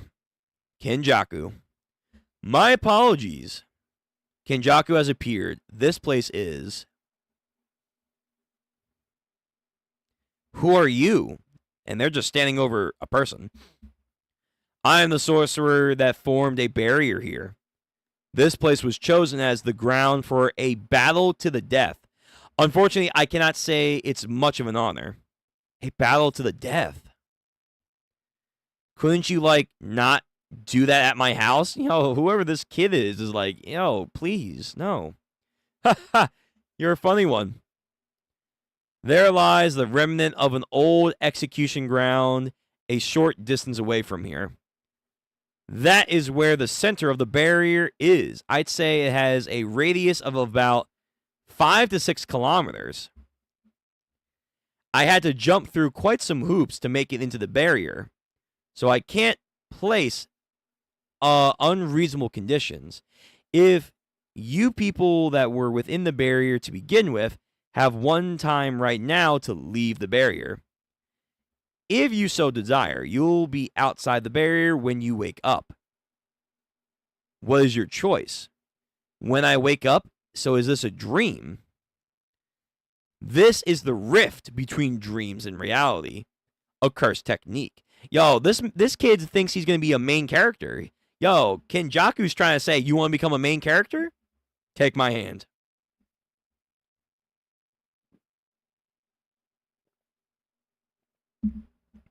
Be careful. Move with caution as the kid is reaching out their hand to make the deal. There's some impatient people out there ready to kill. Yeah, I didn't mention that part now, did you? Yo, this panel. Into the darkness. Into the darkness they go. I want to save this. All right, Kenjaku, what are you doing with this kid? Stranger danger. What the fuck? So there's like a bunch of like almost dinosaur pterodons all over the place. And then there's just like a big ass cursed creature thing. Is the kid still sleeping? Oh yeah, I have almost forgotten to tell you. Thank you. Sasaki. Oh. Sasaki. For getting along with my son. Who? Hey, Sasaki. Ichiju? I'm glad there's someone I know who's here. Where are we? We're around the area between Kodati and Hero Street. More importantly, look at this. My feet hurt, and I didn't have my glasses. What do you think as a member of the occult club? Oh, God. This is a high school being drawn into a colony that's about to fight. So, was he just going around in people's dreams to be like, hey, want to have a fun time? Come with me. Come with me to a world of your imagination. Okay, Kenjaku. Okay, well, that's a little fucked. So this entire like town that he selected is about to participate. What do I think? Yeah, it's a goddamn black barrier. Like they're inside of like the the black box. So I think they're still inside the barrier. He chose to stay. Bud, what the fuck? That's a huge barrier. Whoa, whoa, whoa, whoa, whoa, whoa. That's like the biggest barrier that we've seen in JJK. Like the city of Shibuya was one thing. It was like a triple layered barrier, kind of like fucking Attack on Titan. The three walls. This thing is like not only taking up like essentially this is like Karakura Town. It's Karakura Town inside like a Kurutsugi, the fucking black box. Wait, how far did he say this was? Yo, how big was this barrier? There lies a remnant of an old execution ground a short distance from here. There is where the center of the barrier is. I'd say it has to be about a radius of 5 to 6 kilometers. That's the radius of the center. That's the radius of the center. So he takes him, I guess, from outside of the barrier, or whatever this black void is, inside the barrier, and he wakes up. Because now they're in. Now they're in. So these things, these cursed creature entities, they're probably like gatekeepers outside the barrier to not let anything in. And then in the darkness, this is as he's asleep. Yeah, as he's asleep. He then wakes up inside the black barrier. But this is nasty artwork. Yo, Gege, this is nasty. That's crazy. This is essentially like if Karakura Town was swallowed up into a black box. November 1st, 602, Sandai Colony. So many people are going to die. So many people are going to die. Can I talk about a dream I had? Everyone's talking about it. The long-haired man wearing a robe, right?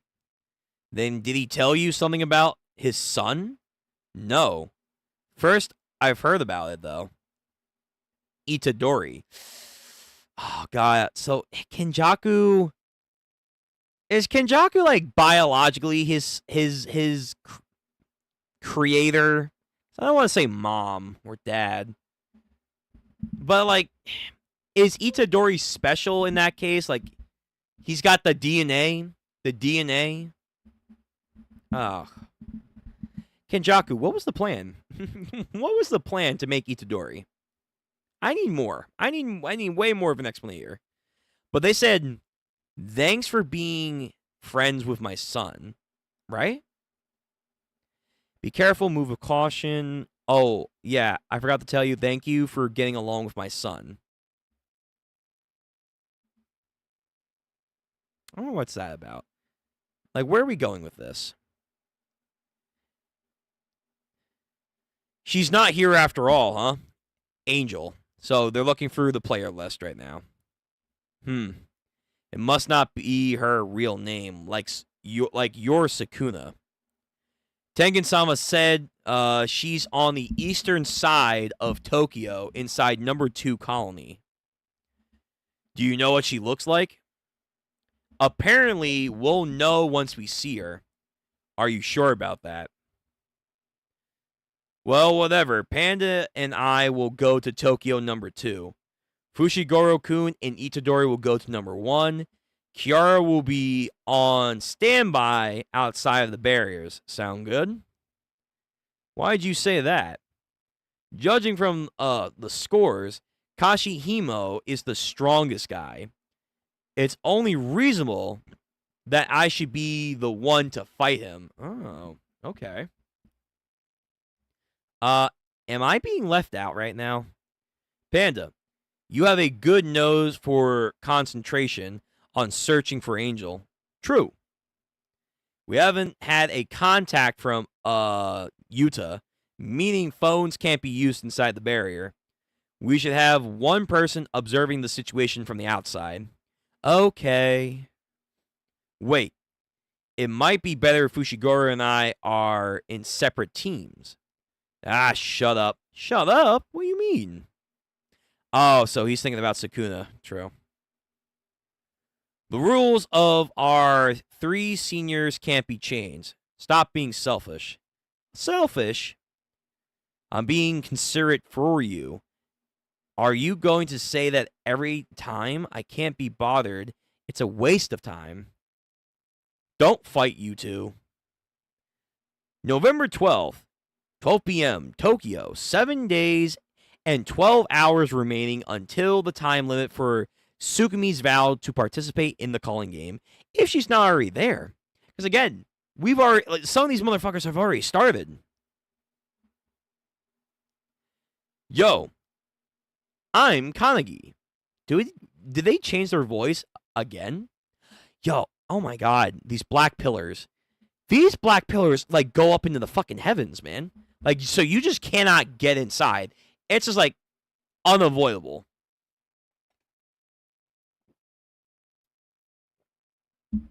That's insane. That's crazy. And can people on the outside see this? Because the boundaries between cursed spirits and normal people is coming down, like, slowly. So can people see those? Yo, I'm Kogani. The death match known as the calling game is underway inside this barrier. Once you stepped in, you are a player too. Knowing that, will you come inside? I mean, they're making an announcement, so I guess people must know. Yeah. So we got Panda and Hakikiri. No problem. Utadori and Megumi make their way into their barriers. Time to step it up, boys. Time to step it up. It's time to cross into the depths of Hades itself. The calling games begin. Finally. Chapter 160 end. All right. Yo, these color pages are, like, some of them are really good. Some of them are really, really good. Hold on, let me get that. Let me get the other, like, the fucking pillars. The pillars of darkness. Again, like, this is what the black boxes should have looked like in Bleach. Yo, these things are taking up so much space, and then they're going up so high in the atmosphere. Oh my goodness. But yeah, so Kenjaku's making moves. Like, this person is just having a whole host of people getting to these colonies. And again, it's crazy that one dude has already taken out an entire colony. He's already done that.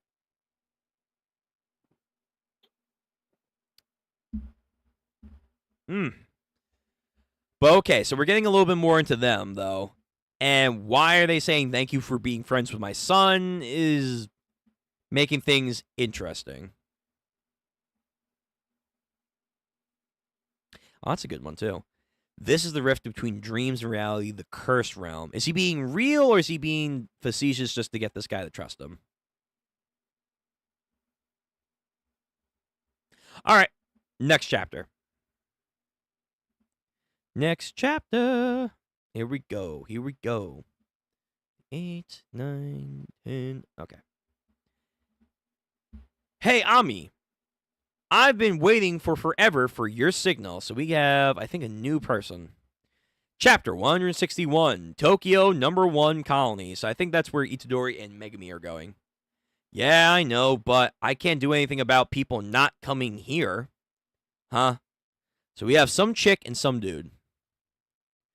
Kenjaku has turned the area within the colony into a battlefield of curses. The players inside are currently ... You talking back to me now? No, I'm sorry. Just please forgive me. Keep up that cockiness and I'll run you over. Who the fuck are these two? Some random nobody curse spirits or like newbie sorcerers. So we have a girl with glasses and like her hair turns into jetpacks. And I guess this guy, and they're gonna go face these two. Oh my god. I'm gonna let you know now. I expect nothing from these two. I expect nothing. No offense, Jetpack Girl. This is Yuti Itadori after Shibuya.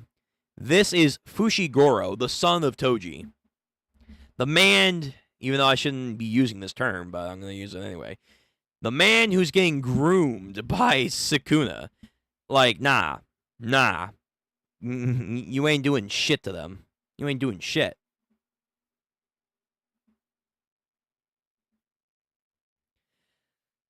The one who really needs to look out for sorcerers from the past who've been incarnated. Yeah, that's what I'm thinking right now.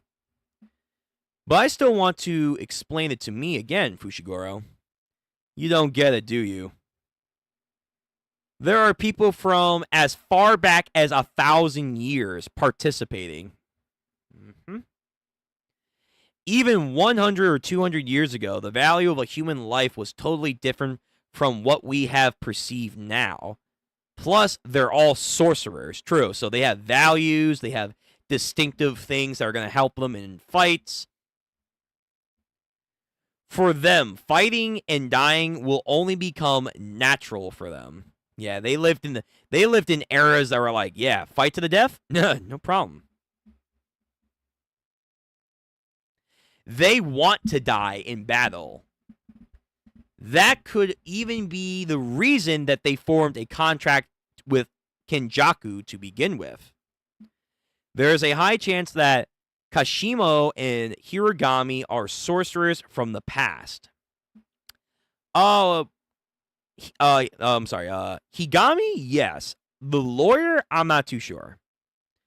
Don't expect to be able to negotiate with them so easily in any meaningful way, alright? And the other feisty ones are cursed spirits, especially at night. But if we find a modern sorcerer who was also caught up in this entire game like Sukumi, I think we could consistently exchange information with them. Fair enough. Knocks on the black wall. Yo, I'm Kagami.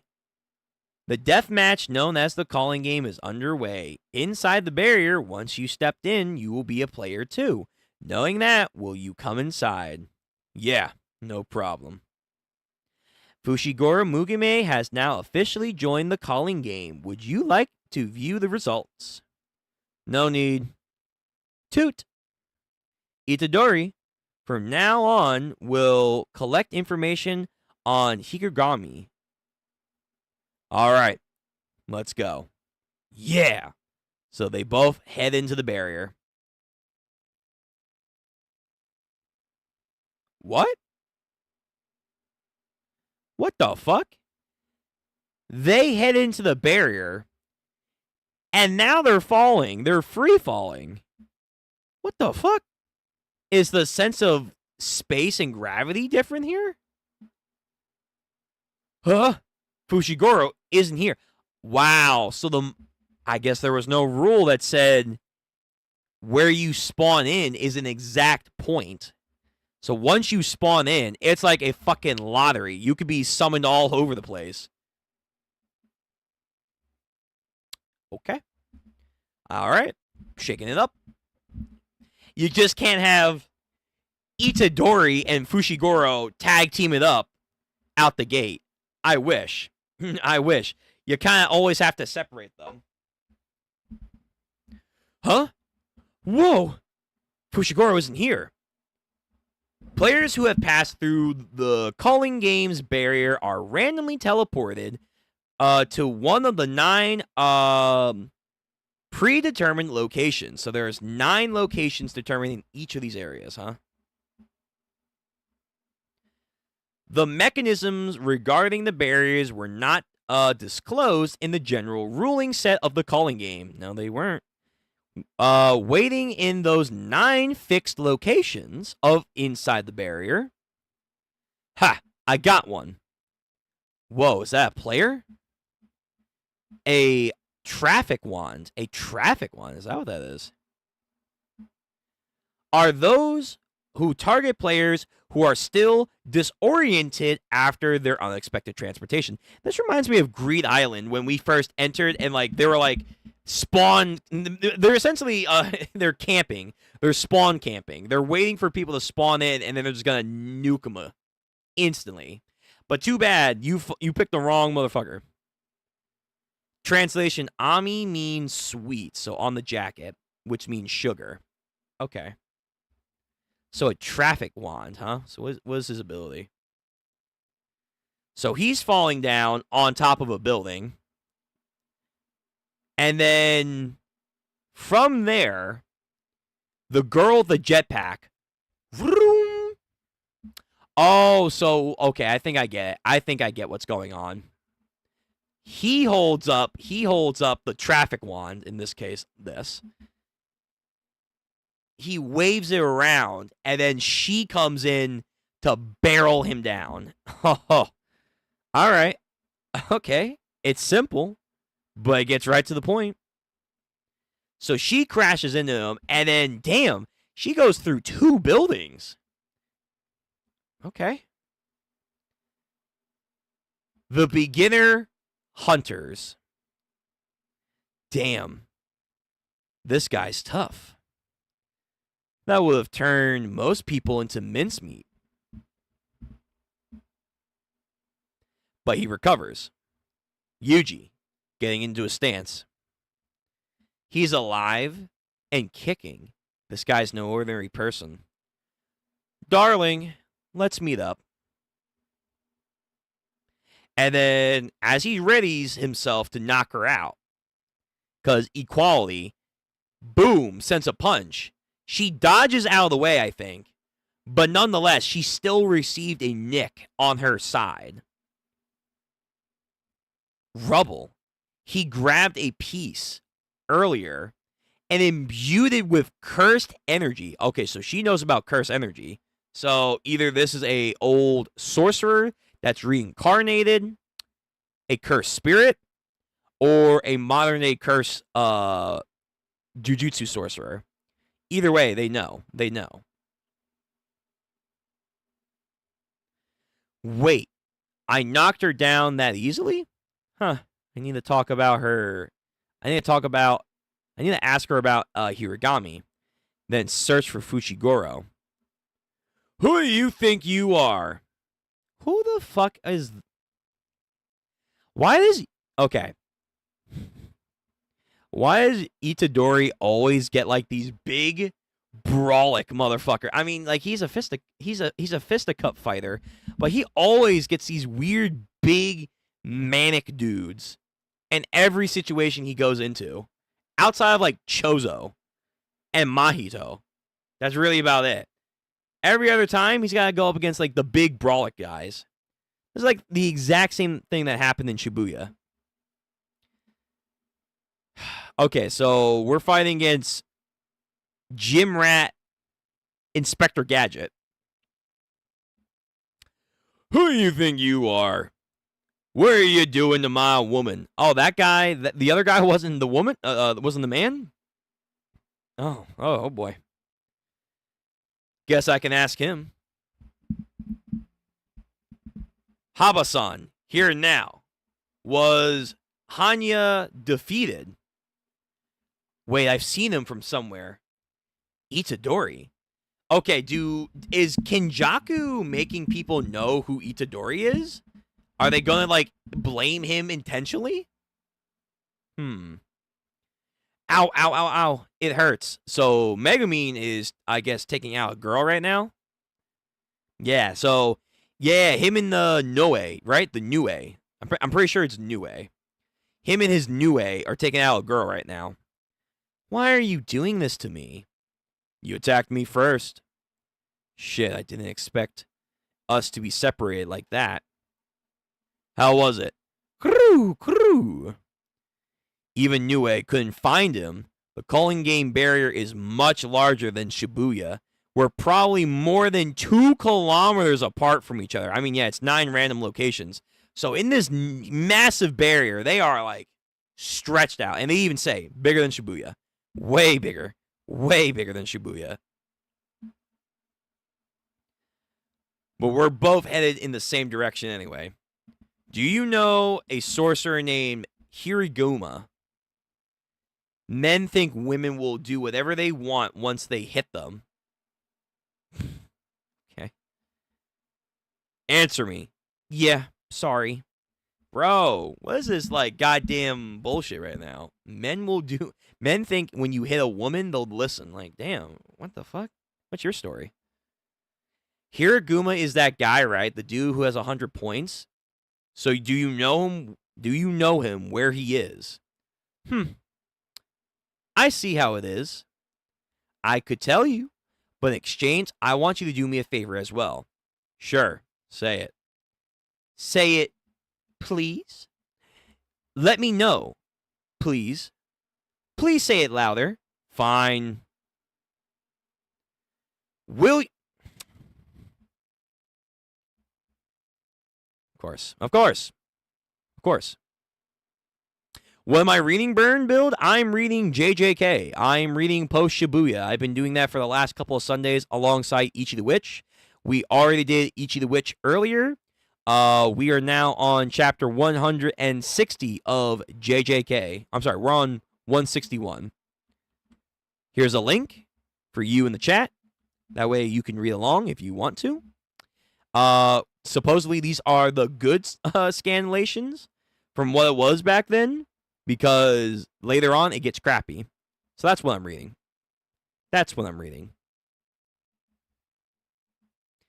Will you become my knight?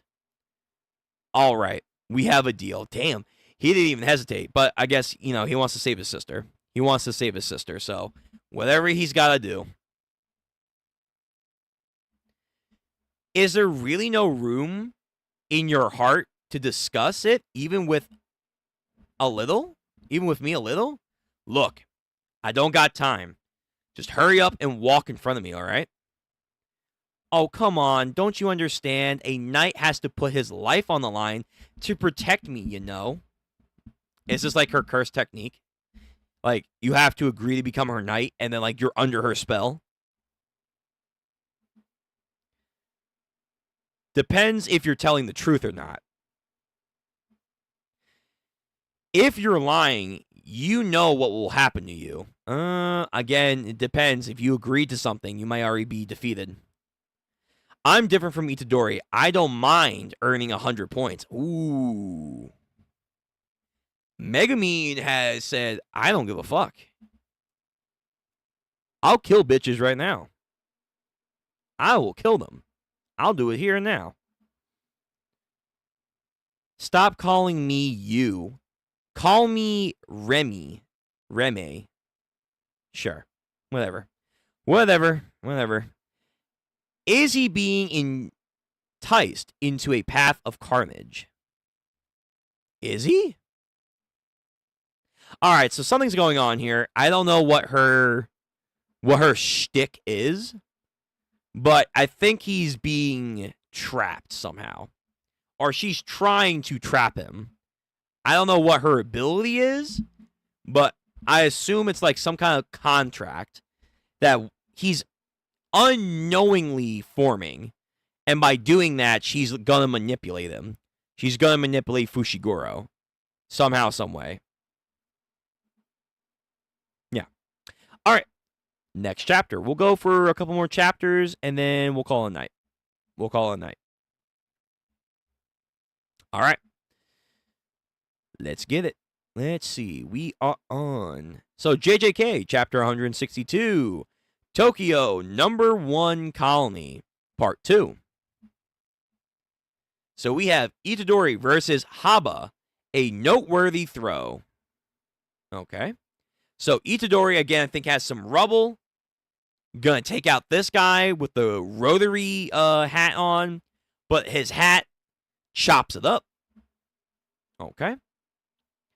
Itadori then bolts in, doing some athletic jumps over here, like Deku, man. Like fucking Deku. Or Ichi. Got them jump. Grabs onto the helicopter dude. Huh? And plummets down together with him. This brat. What an insane physical prowess he possesses. You have no idea. You have no idea. But the helicopter propellers, I think they actually extend, and now it's going to, like, chop around Itadori. This guy's a weird power. But he dodges. He dodges, and he bounces off into another area. I thought it'd be a pain if he constantly has the high ground. However, his only method of attacking seems to be the propellers. In order to kill me, he has to descend and come in close. I'll intercept him indoors. Huh. Does he really come up with a smart strategy to seal my propellers, huh? Well, I'll just add the length and angle. And by increasing my rotation and durability, I can propel myself. So he's doing some body modification. All right, so he's going in. And he's cutting up a chunk of... Oh, okay, I see what he's doing. So instead of him flying in like this, he's turning to the side. And then that way, the propellers are like this. And then he can just chop up the entire room. Gotcha. My propeller can even slice through reinforced bars. Alrighty then. But in a way, if Itadori has strong enough force, let's say he does like a shockwave punch, air pressure, whatever. Hold on, Mike. Let me get out of the way. With enough pressure, now that he's facing this way, head on, he could get him in the weak spot. I'll turn you into a smoothie, kid. You've angled yourself towards me.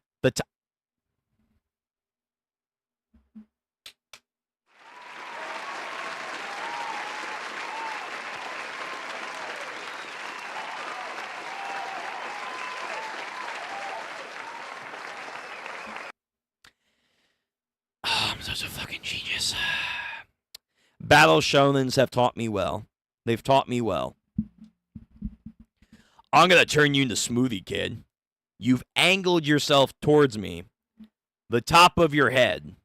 As he prepares. That airplane woman from earlier had the durability to bust through a building along with me. Yet she went down from the trivial little throw. The further your body is from the source of your technique of your hair, the less durable you probably become. It's a sort of binding vow, really. This guy's a curse technique and a binding vow at the same time. Oh, that's the best of both worlds. But no matter how hard it is, a head is still a head, and it can be your weakness. If my attack can land. Right. So again, now that he's aimed true, boink. I'm going to crack yours open. Get him. Get him, Itadori. Get him. And then, just one punch, and he's down. He's down. Buddy, you are... Oh, my God. His head split open. But he's still up. Oh, shit. Hold on. He's not down just yet. Ugh. Your fist.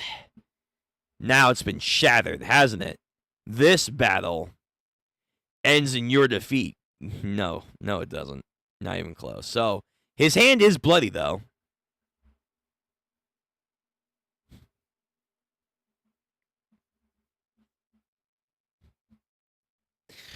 I mean, yeah. Like again, you're the first round kid, buddy, old man. You're the first round. You weren't going to be that impressive, and this is post Shibuya, Yuji. We have to show our gains. We got to show our gains. Oh, your hands now hurt? You're done for. I got you where I want you as you're bleeding out. Okay. Kick. Like, yeah, sure. My hand may be bloody a little bit, but I still got legs. This fucking dumbass. All right. Well, this was funny. And then, yeah, he's done. It hasn't shattered. Wait. Oh, man, I wanted to ask you. A sorcerer named Hiragami. When's the right time to ask something like that? Itadori. I know that guy named Hiragami. Long time no see. Do you remember me?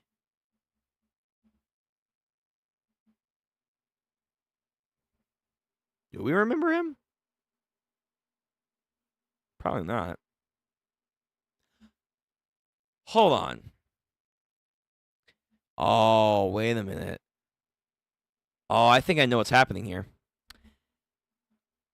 Oh, I think I get it.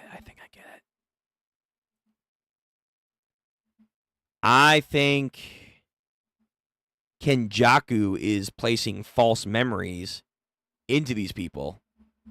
He's trying to fuck with Itadori.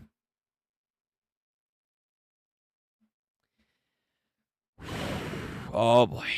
Oh no. Oh no. Oh no. This is not going to be good. But will he stand tall though? Long time no see. Do you remember me? Who are you?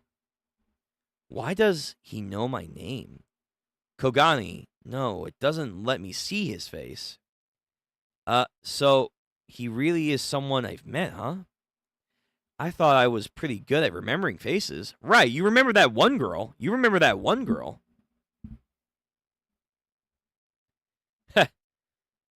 He's on guard, I guess. It's only natural. Sorry, I only know you since you're famous and all. The Tiger of West Junior High. Oh, wow, he does know him. I thought this would be some Kenjaku shit. Itadori's name is written as Tiger Cane? Tiger Cane? Okay. So we're from the same town. Crap. What a lame nickname. I'm not the one who came up with it. All right.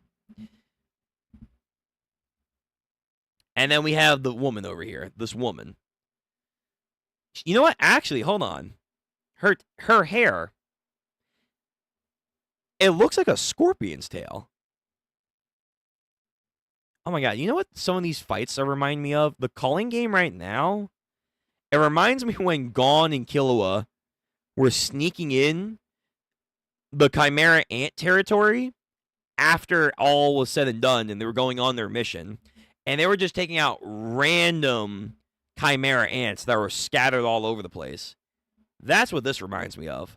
But also, her in particular, she has almost a scorpion tail, so that might be akin to her ability for her ponytail, I imagine.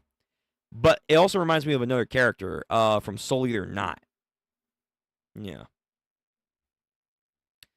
Huh? So wait, you're not a sorcerer from the past? Huh? Do I really look like such an old-timer? Stop referring me to that way anyways. Don't know about that. Why are you actively fighting then? Look here, non-players, civilians were let out from the colony, but players who were inside the colony to begin with have been participating in the colony game for 12 days now.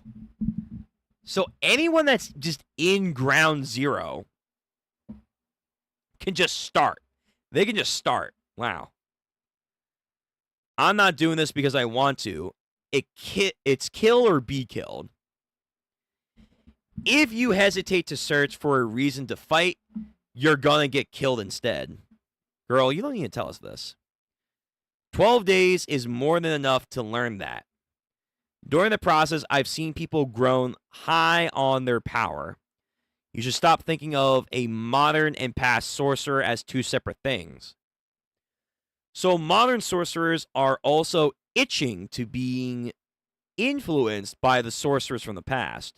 I guess I told Itadori some rather unnecessary things then. Wait a minute. It's about time you tell me where we're heading. As I said, there's no guarantee that you won't kill me after I told you. Yeah, but what if you die before we get there? Again, you are supposed to protect me. And stop calling me you. But there's always a chance, you know. Are you sure about this? Those two were your friends, right? I was just their lackey. They would have killed me eventually. Oh, okay, I see. My name's Ami. Ami Ren. Okay.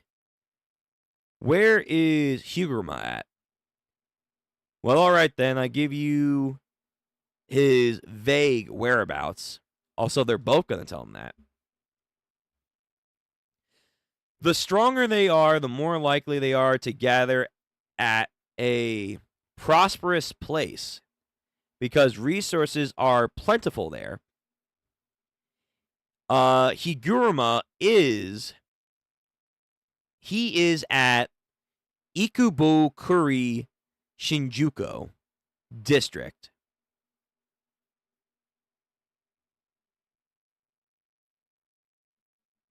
Are there two places? Can he exist in two places? Or are they both lying? Or are they both lying because they're going to try and do something and they don't actually know where he is? Yeah, I don't trust this woman. I mean, I don't trust either of them. But this woman is like, she's giving off that face of just, you turn around, I'm going to kill you. That's what she's giving right now. That's what she's giving. Shinjuku, huh? I hope Itadori is heading there as well. Ikabi Kuro, huh? I wonder if Fushiguro is also heading over there. Nope. He's probably not in either of those. Isn't it getting a little late now? So we have bills? When will that child bring me my next pitiful prey? Who are you? Translator note. The tattoo on his arm. What does that say? Hold on. Let me zoom in. The tattoo on the arm says Futanaten? It's a word that stems from Buddhism and can mean conviction or determination. All right, so this guy is unwavering. One of them being Leo into one of them is being Leo. One of them is being led into a trap. Will it be Itadori or Fushiguro that arrives at Higuruma's location? Is this the guy? Is this Higuruma? All right. Yeah, Itadori just knocks him out. Wait, did the color panel add Black Flash in here? Yo, the color panel is not trying to gas this guy up. Yeah, wow. The color page over here is trying to, like, give this guy sauce. This guy was not worthy of a Black Flash. Not even close. Not even close. Yeah. No. Yeah, I don't trust this woman. I don't trust this woman. Okay. All right. Let's see. What time is it? All right. We'll go for like, let's see how we do in 2 chapters. Let's see how we do in 2 chapters. If they go by quick, then we can do more. All right. We have JJK 163. All right, so who are these people? What? Oh, no, no, you're doing it completely wrong. Do it like this. Wait, what's up? What are you keeping quiet for? You just have a plaster, a smile on, you know? See, I told you so.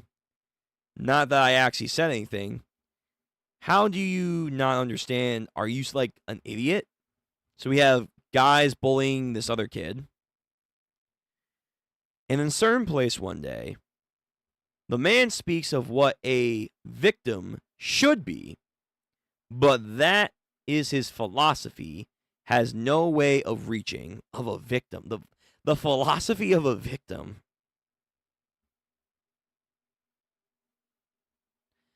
These guys don't have much going on with the academy or even sports. But they have a whole lot of pride, don't they? Chapter 163, Tokyo Number 1 Colony, Part 3.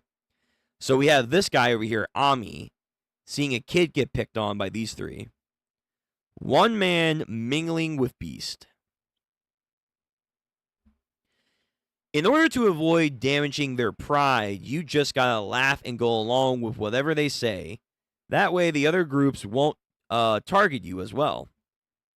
As sometimes you can reap the rewards for yourself. So he's giving a weird juxtaposed idea about fitting into society, but mainly in a school setting. Hey, knock it off. Another idiot.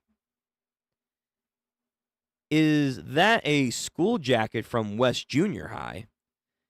It's some middle school brat. He's not even being polite with us.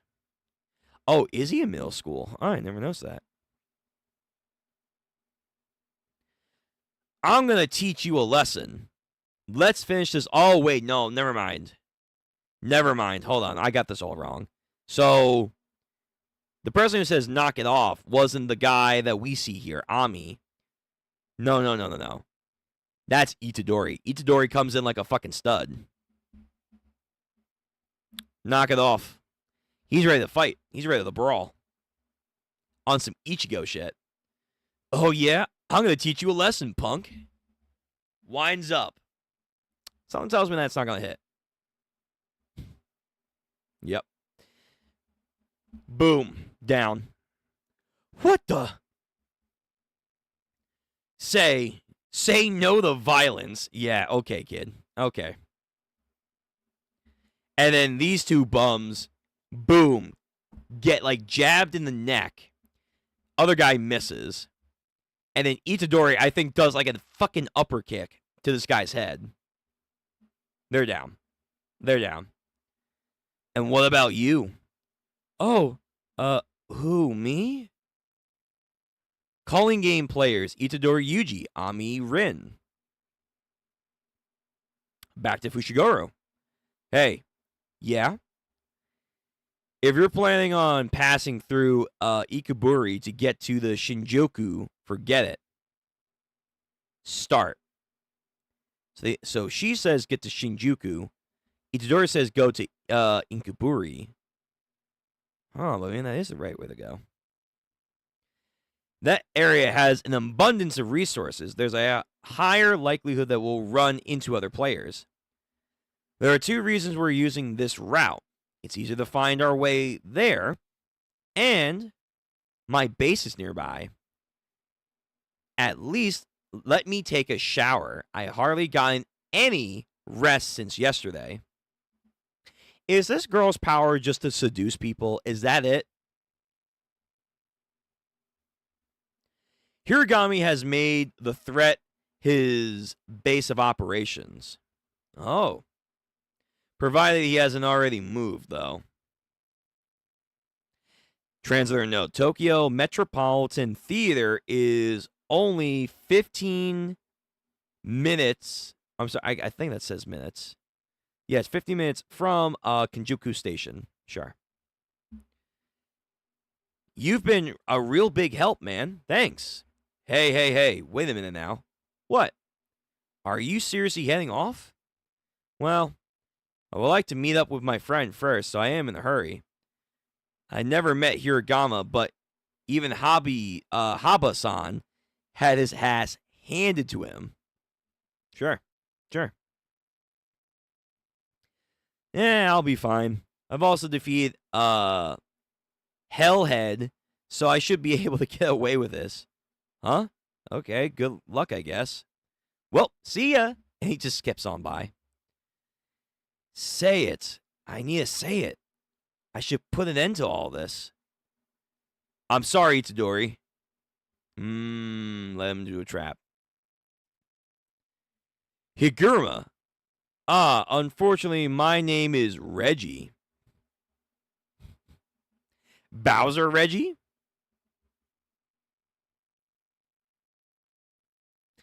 Oh, so, yep. So I guess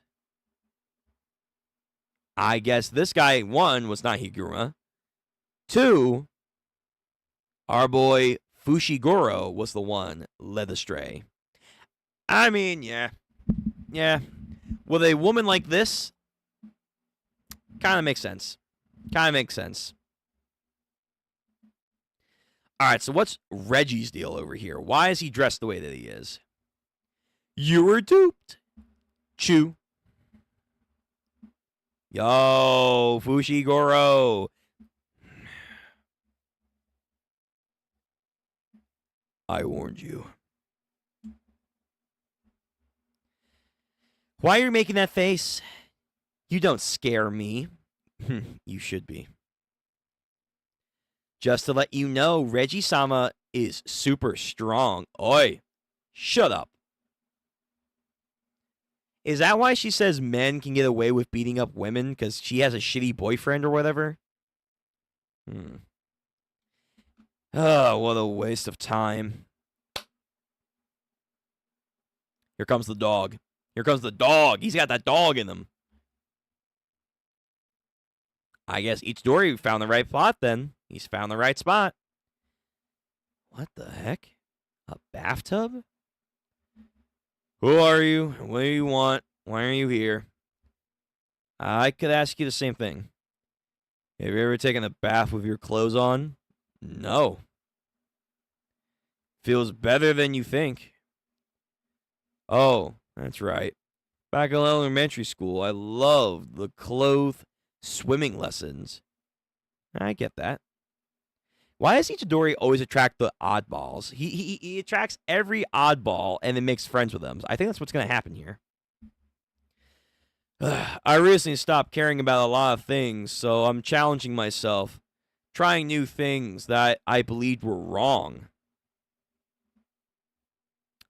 Okay, so when he had that court session and said, hey, another trial, I think he snapped. Oh, fuck. Okay.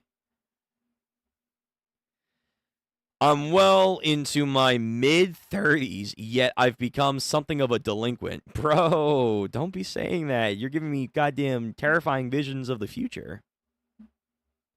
You gonna laugh at me? Well, I mean, it's kind of funny. So I'm gonna guess you're Higuruma. Yeah, indeed.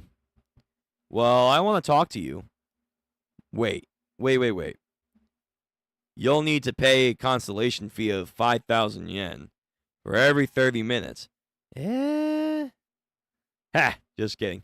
I wanted to pretend to be an asshole of a lawyer. Oh, okay. I see. You've got 100 points, right? Since earlier he is not a past incarnation sorcerer. He's a modern-day sorcerer that's awakened a technique.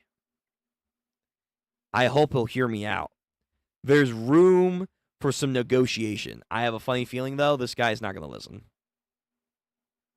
To speak frankly, we want to end the calling game. Hang on now. Time out. I meant to nullify the requirement to kill each other rather than end the game. You see, in order to do that, we want to add a rule using your 100 points. Then let me be frank with you. I refuse. Kotowaru. Is that so?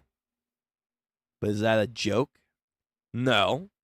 It's just I can sense some possibility from within the calling game, you see. Let me tell you, laws are powerless at times. Damn, that's a fucking bar right there. But what about the rules of the calling game? Since the justice power that has been granted to me is real, the rules too have to be real. There's no need for an acquisition or prosecution without arguing over what is truth.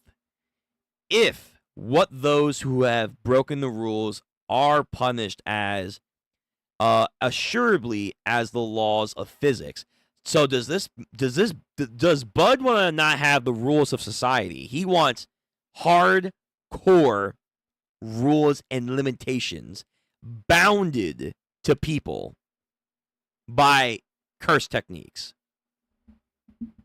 Okay, I think that's because the justice system is flawed. It's, again, like he said, what is truth, depending on who you prove it to. It's a wonderful thing. You see, I admit it. There are flaws within our own rules. However, I want to watch over the barrier system, which serves as the foundation of the game. I can't even have the game ending right away. Especially rules 2 and 8. Is that the doctor? Is she here? Rules-wise, I think you'll die if your technique is taken away. I want to witness the curse technique removal in action. I think that is the doctor. The calling game itself is a ritual, you know. Everyone in this country will die while you are being dragging your feet. You're lying. The calling game wants to run on forever. Can it, though? Even if I'm not sure about that. Let me change my wording here. You will let us use your points. Hirguma. Negotiations have broken down. Ho ho.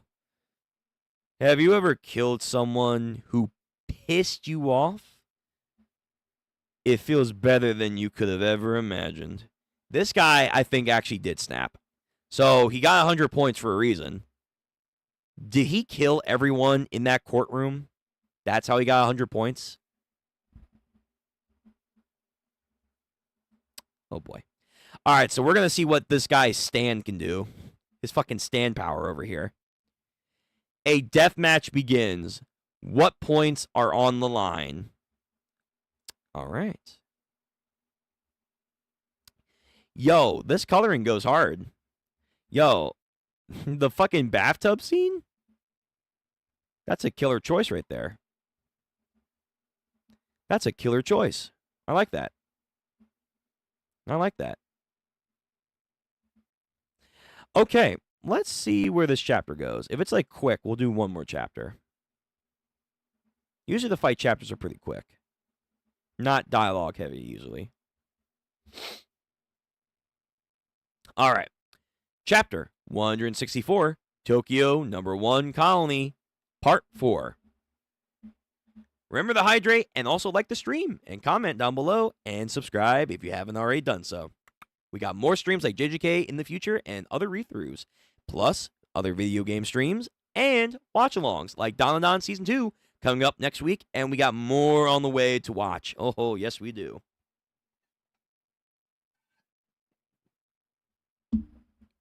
Now then,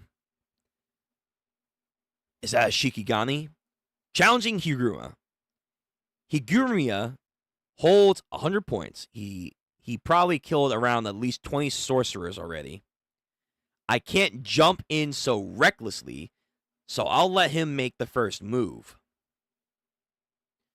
But I'll handle whatever attack he wants to throw my way. Yeah, get ready.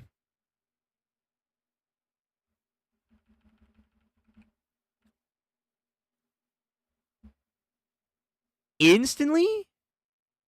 Hold on, wait a minute.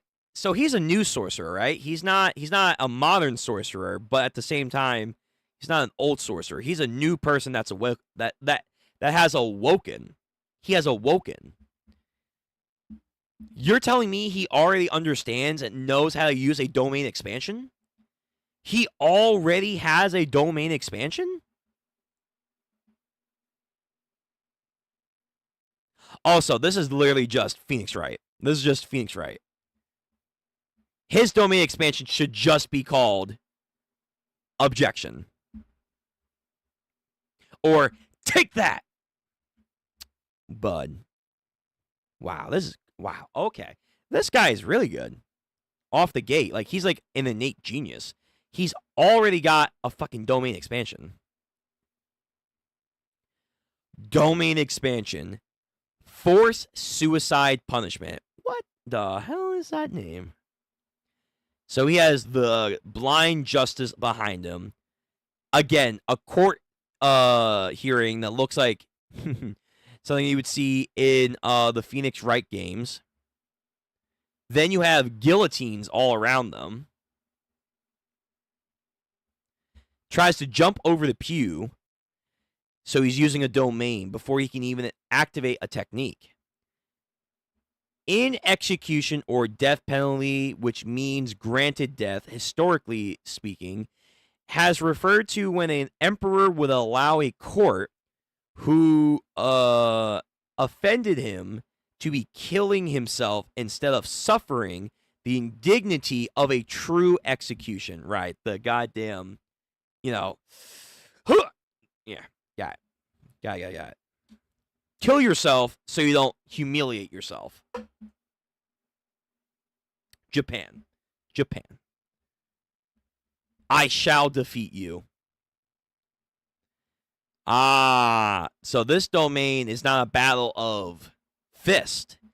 Nope. Or at least not initially. It's not initially going to be a battle of fist. There probably are some hidden rules here. You got to approach this like a lawyer.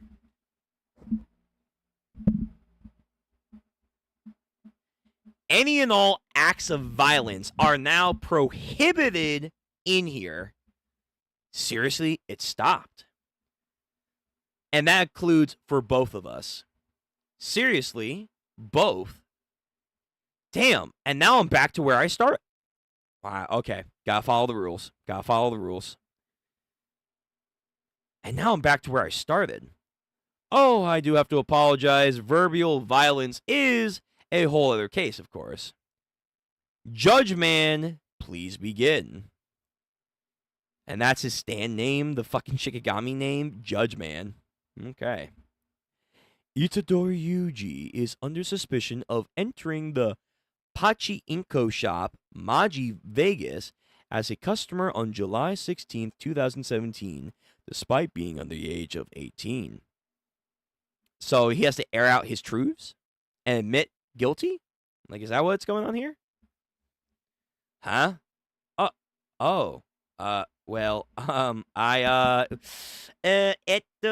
maybe. Oh, did I do that?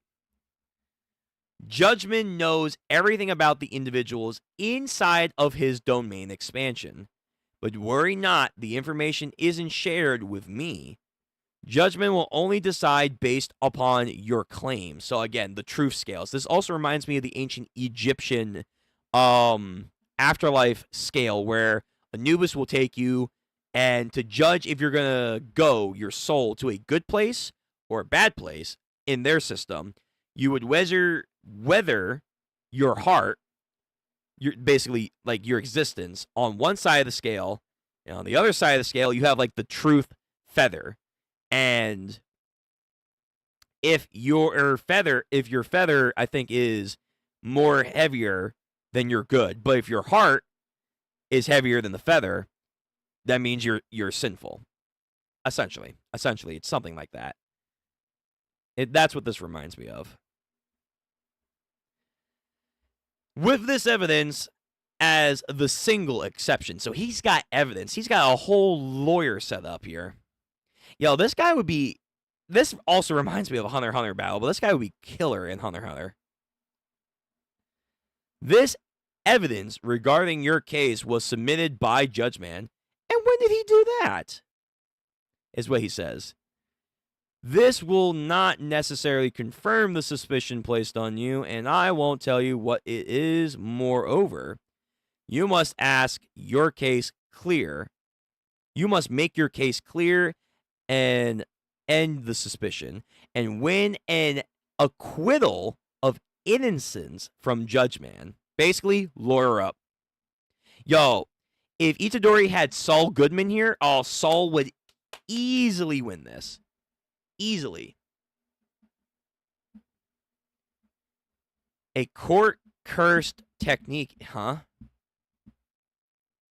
That's bad. He really is a lawyer. He isn't acting more like a... He's actually acting more like a prosecutor. Higuruma is a modern...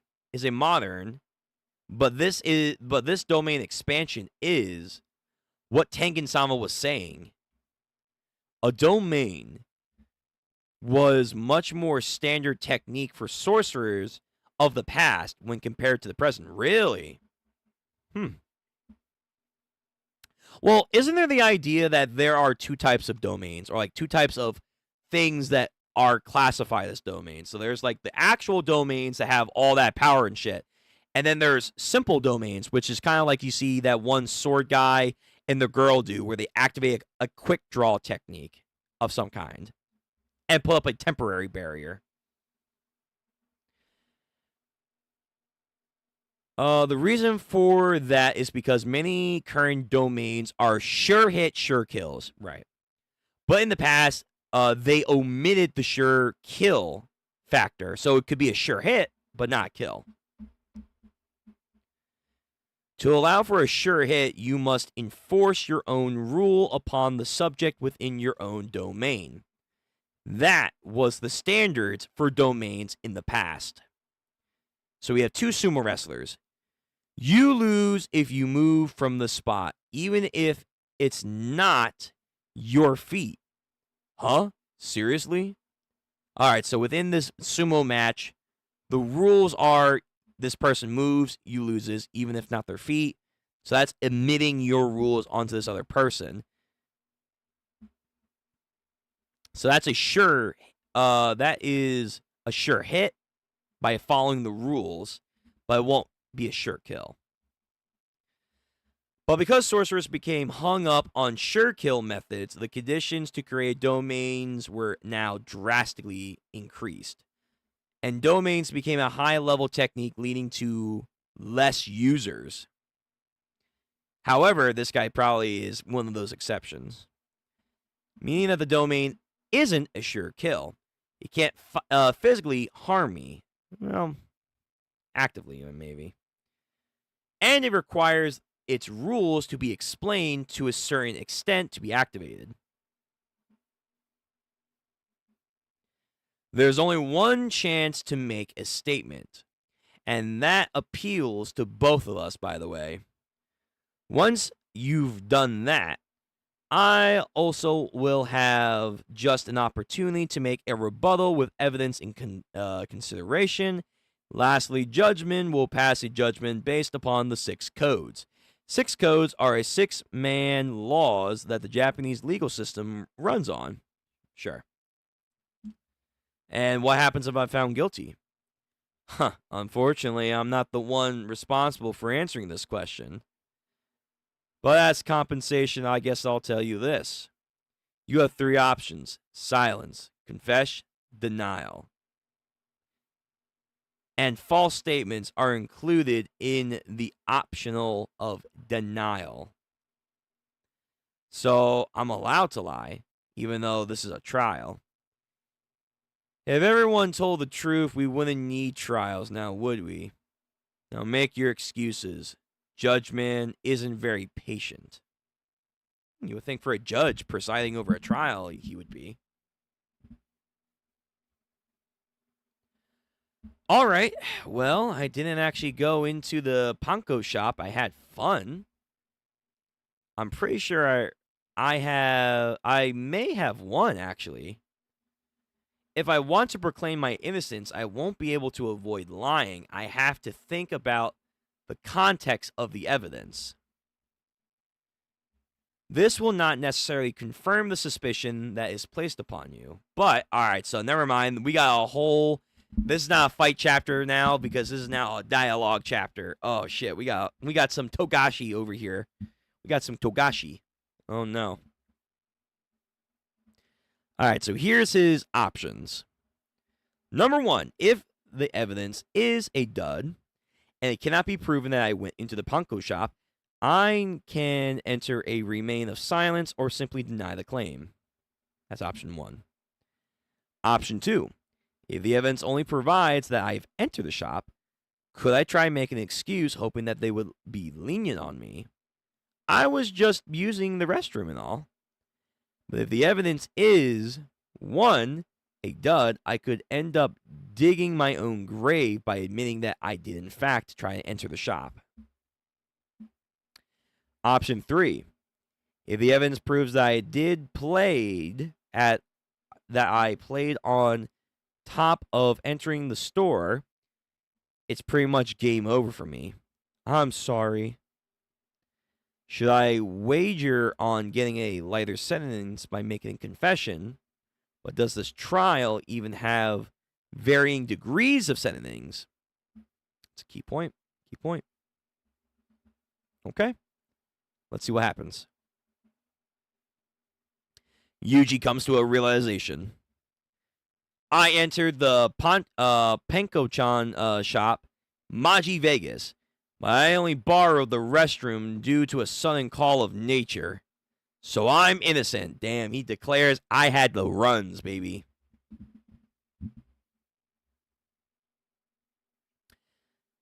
I'm discarding number 3 as a possibility. I don't know if extenuating certain circumstances are really taken into consideration here, but surely this allows me to make the best impression. Huh, I see. Well, then it's my turn. Evidence. Pulls out a photo of him. This is a picture of that day of the incident taken from a security camera of a thrift store nearby, Maji Vegas, where you can exchange winnings for cash.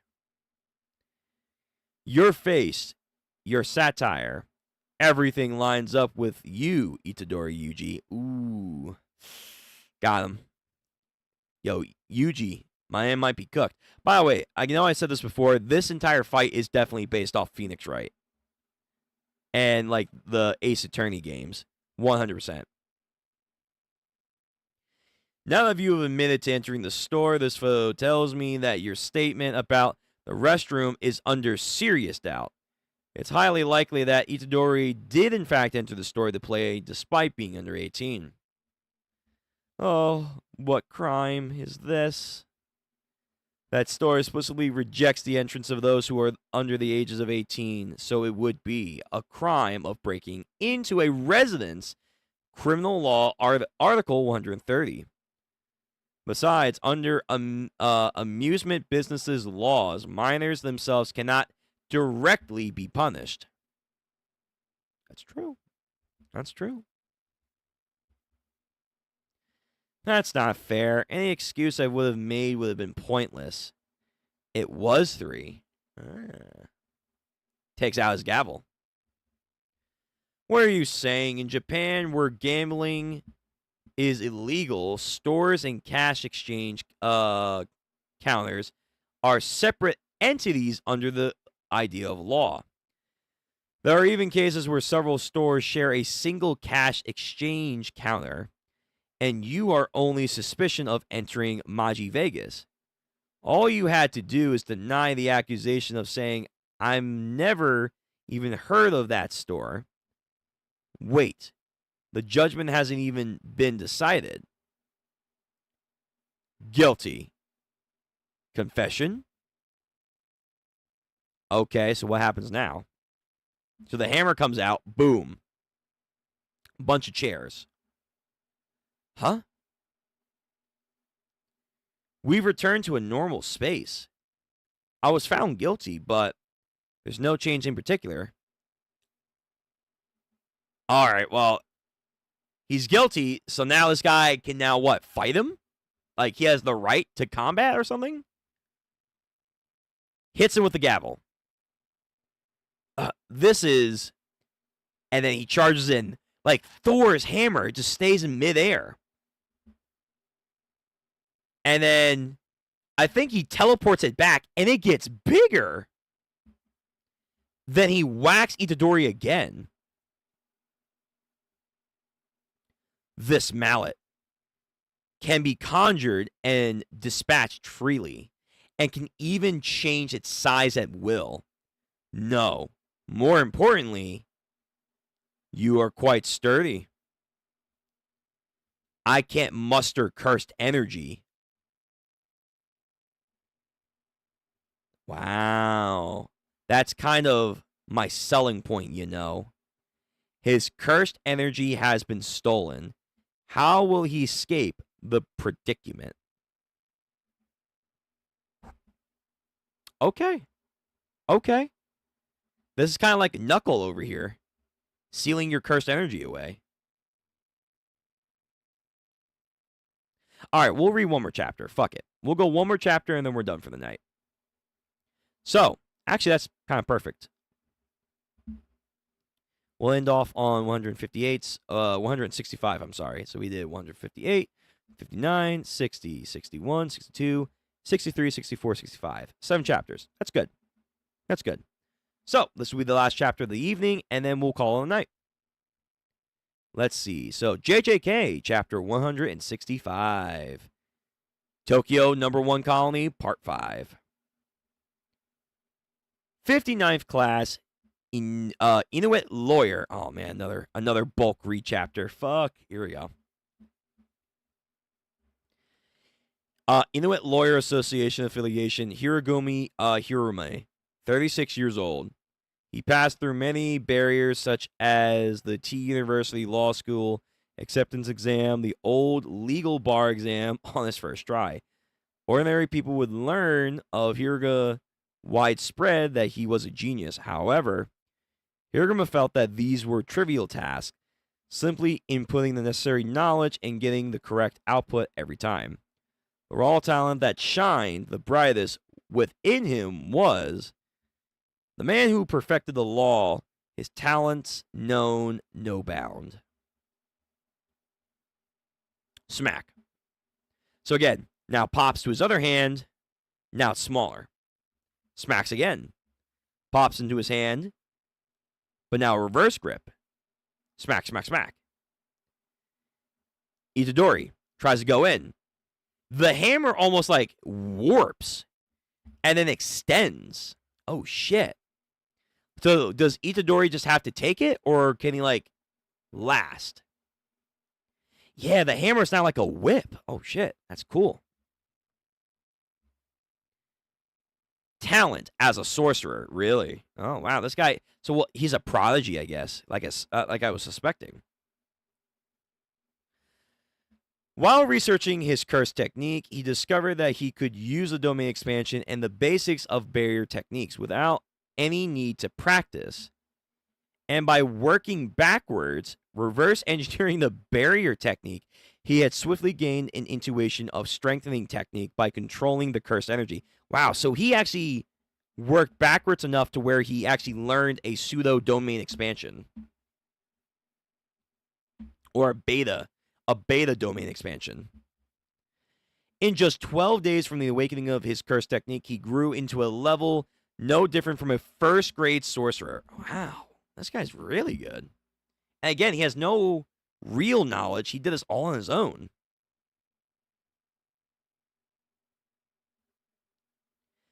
He has currently defeated countless cursed spirits before entering the colony. He's also defeated over 20 players who had attacked him. Unable to muster any cursed energy, huh? Yeah, you're the one who did that to me, huh? Well, this was the penalty of a confession, temporarily making people unable to use their cursed techniques. I'm guessing you didn't have cursed technique. No comment. This is frightening. So the penalty must have changed to being unable to use cursed energy. Right, so It's a change, but not the biggest change. But now, how is he able to fight me equally? How can he fight without cursed energy? You have no idea what you're in for, guy. You have no idea. I mean, if you fought against Maki or like someone with a heavenly pact, you're just fucked. By the way, confiscation is supposed to be a supplementary punishment that's not imposed by itself. It's not his strength as a sorcerer. He just has a natural body. Yeah, he does. His durability as an organism must be overwhelmingly high. When sorcerers are unable to use their curse technique, it is common for their basic control over cursed energy to become a mess at will. The intuition they've built over the years have then become dulled. The complete disability of a cursed energy is even more of a disadvantaged state. Yet he still is putting in quite a fight. Ordinary opponents would have been finished long before a single blow. He'll knock me out if I do underestimate him any further. Man, this guy knows this much detail already about cursed society and fighting. Again, it's only been 12 days. So, I'll crush him with everything I have then. So now he's got like a war club.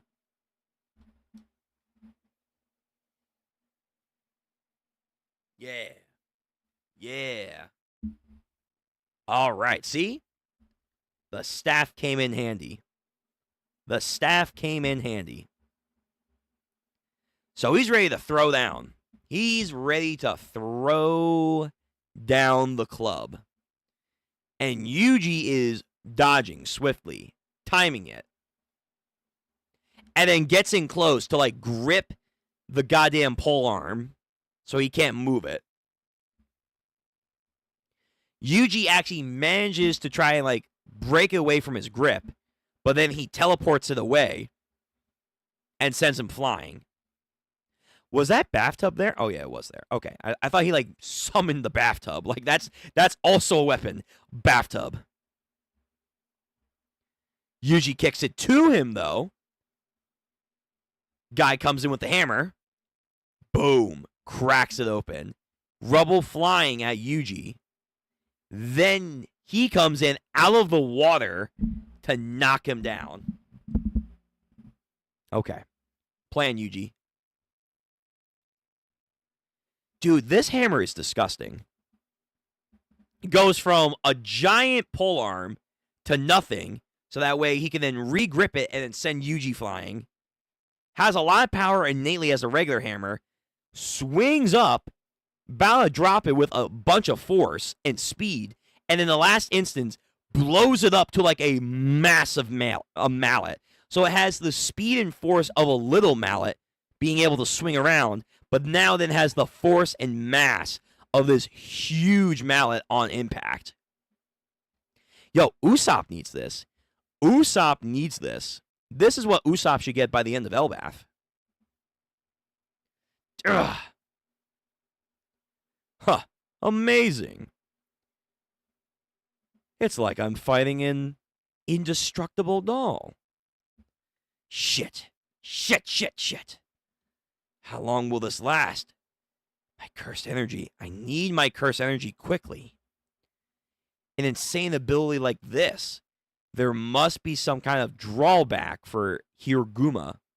I need to think. Think. He's a lawyer, right? Court-based curse technique.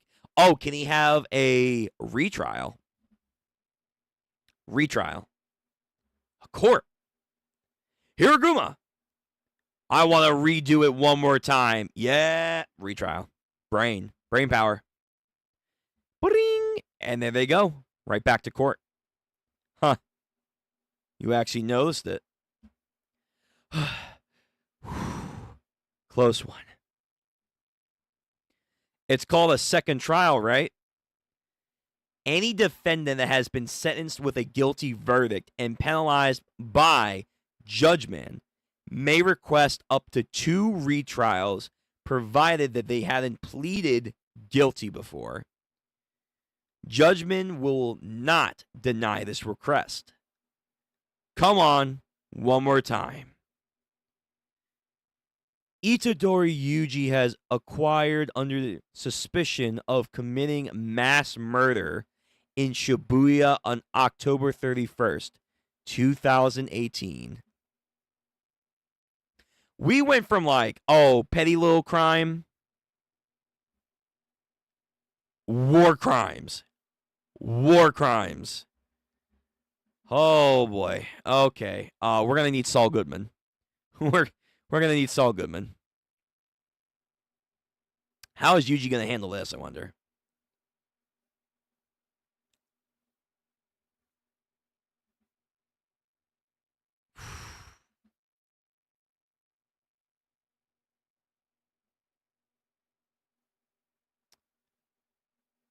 Yeah, I killed them.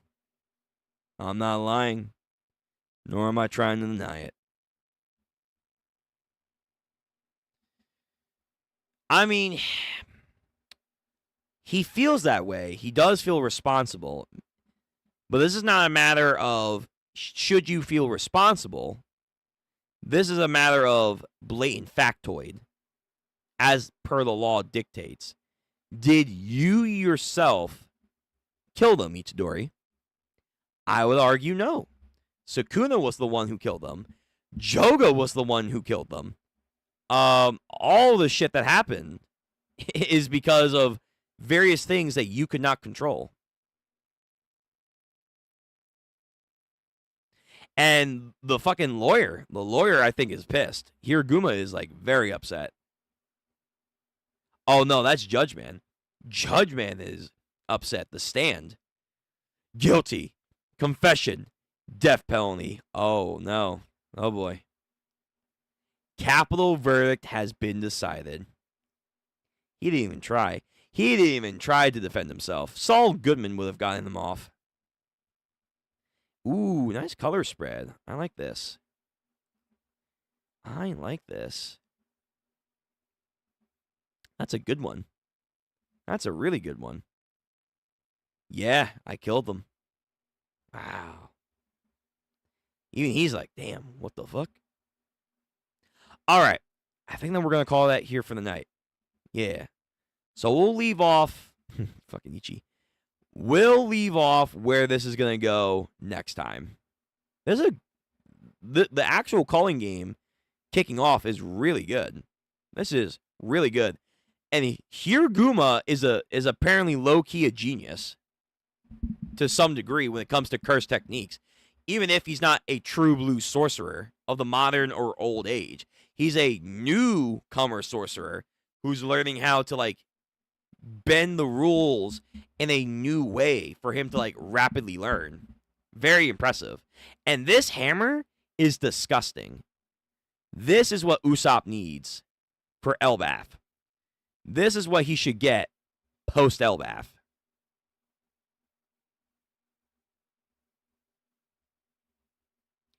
If he got a hammer like this,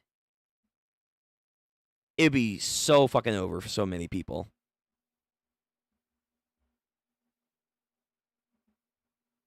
All right. We're going to call it here. So, ladies and gentlemen, thank you for coming out to the stream today. I know it was a long and hectic stream, but thank you very much for supporting me and, of course, just hanging out, enjoying Ichi the Witch and JJK. It's much, much, much appreciated. And we are going to have more JJK streams in the future. Sunday, primarily. So, until next Sunday, I'll see you then for more JJK and Ichi the Witch. Also, don't forget, we got streams this week, too. We got a lot of cool things coming up. We got more Fate. We have more Yakuza 0. We will be having Danadon Season 2 start this week. I'm very excited to get into that. Then we have One Piece. We're going to be finishing off JoJo's Part 7. It's time. We're finishing it off. And, yeah. Actually, I think that's about it. Yeah, that's about it. But yeah, we got a lot of cool things. we're getting there. And in the future, more stuff to read, more stuff to react to, and more stuff to play to, and then something new will come sooner or later. We're going to be getting the new things eventually. So if that sounds exciting to you, please like these streams, comment on them, hit the bell notification so you can show up and join our madness together. And then finally, if you haven't already, please do subscribe. Please do subscribe. I would like to get to 200 subscribers within like a couple months, if not by the end of the year. That'd be kind of nice. That'd be kind of neat. Just a little neat goal. But yeah. Good chapters. I cannot wait for more JJK. When season 2 drops, by the way, or not 2. When this new season drops, I was going to say 3, but I don't think it's 3, technically speaking. When this new season drops, we're watching it. We're going to be watching it live. We will be also doing that with other series coming up, too. I have stuff I want to, like, match up with Don. And other stuff promised, too. I'm trying to get, like, some of these movie recommendations that people recommend to me where I'm like, okay, I just need to see how this fits. Because it's not on Netflix. So, it's going to be tough. It's going to be tough. But okay, guys. I got to head out for the night. Thank you again, everyone. Julius, Striker Man, Burn and Build, all you guys, and many more. I know that people were lurking this stream. It's all right. It's all good. And VOD Gang, I see you. I see you. I see your comments. Don't think you go unappreciated. Thank you for taking the time to watch these whenever you do, and then even commenting on those videos. It means a lot. It means the world to me. So, till next stream, which should be tomorrow, which is technically today because it's late as fuck for me right now. I gotta go, but I'll see you then for more Fate. Till then, please take care of yourselves. Stay safe. Drink and hydrate yourselves. Until then, peace. And yeah, JJK popping off good. Ichi the Witch popping off really good. We're almost at 50 chapters for Ichi the Witch, and it's going to go bananas. Bananas. All right, guys. Much love. Adios.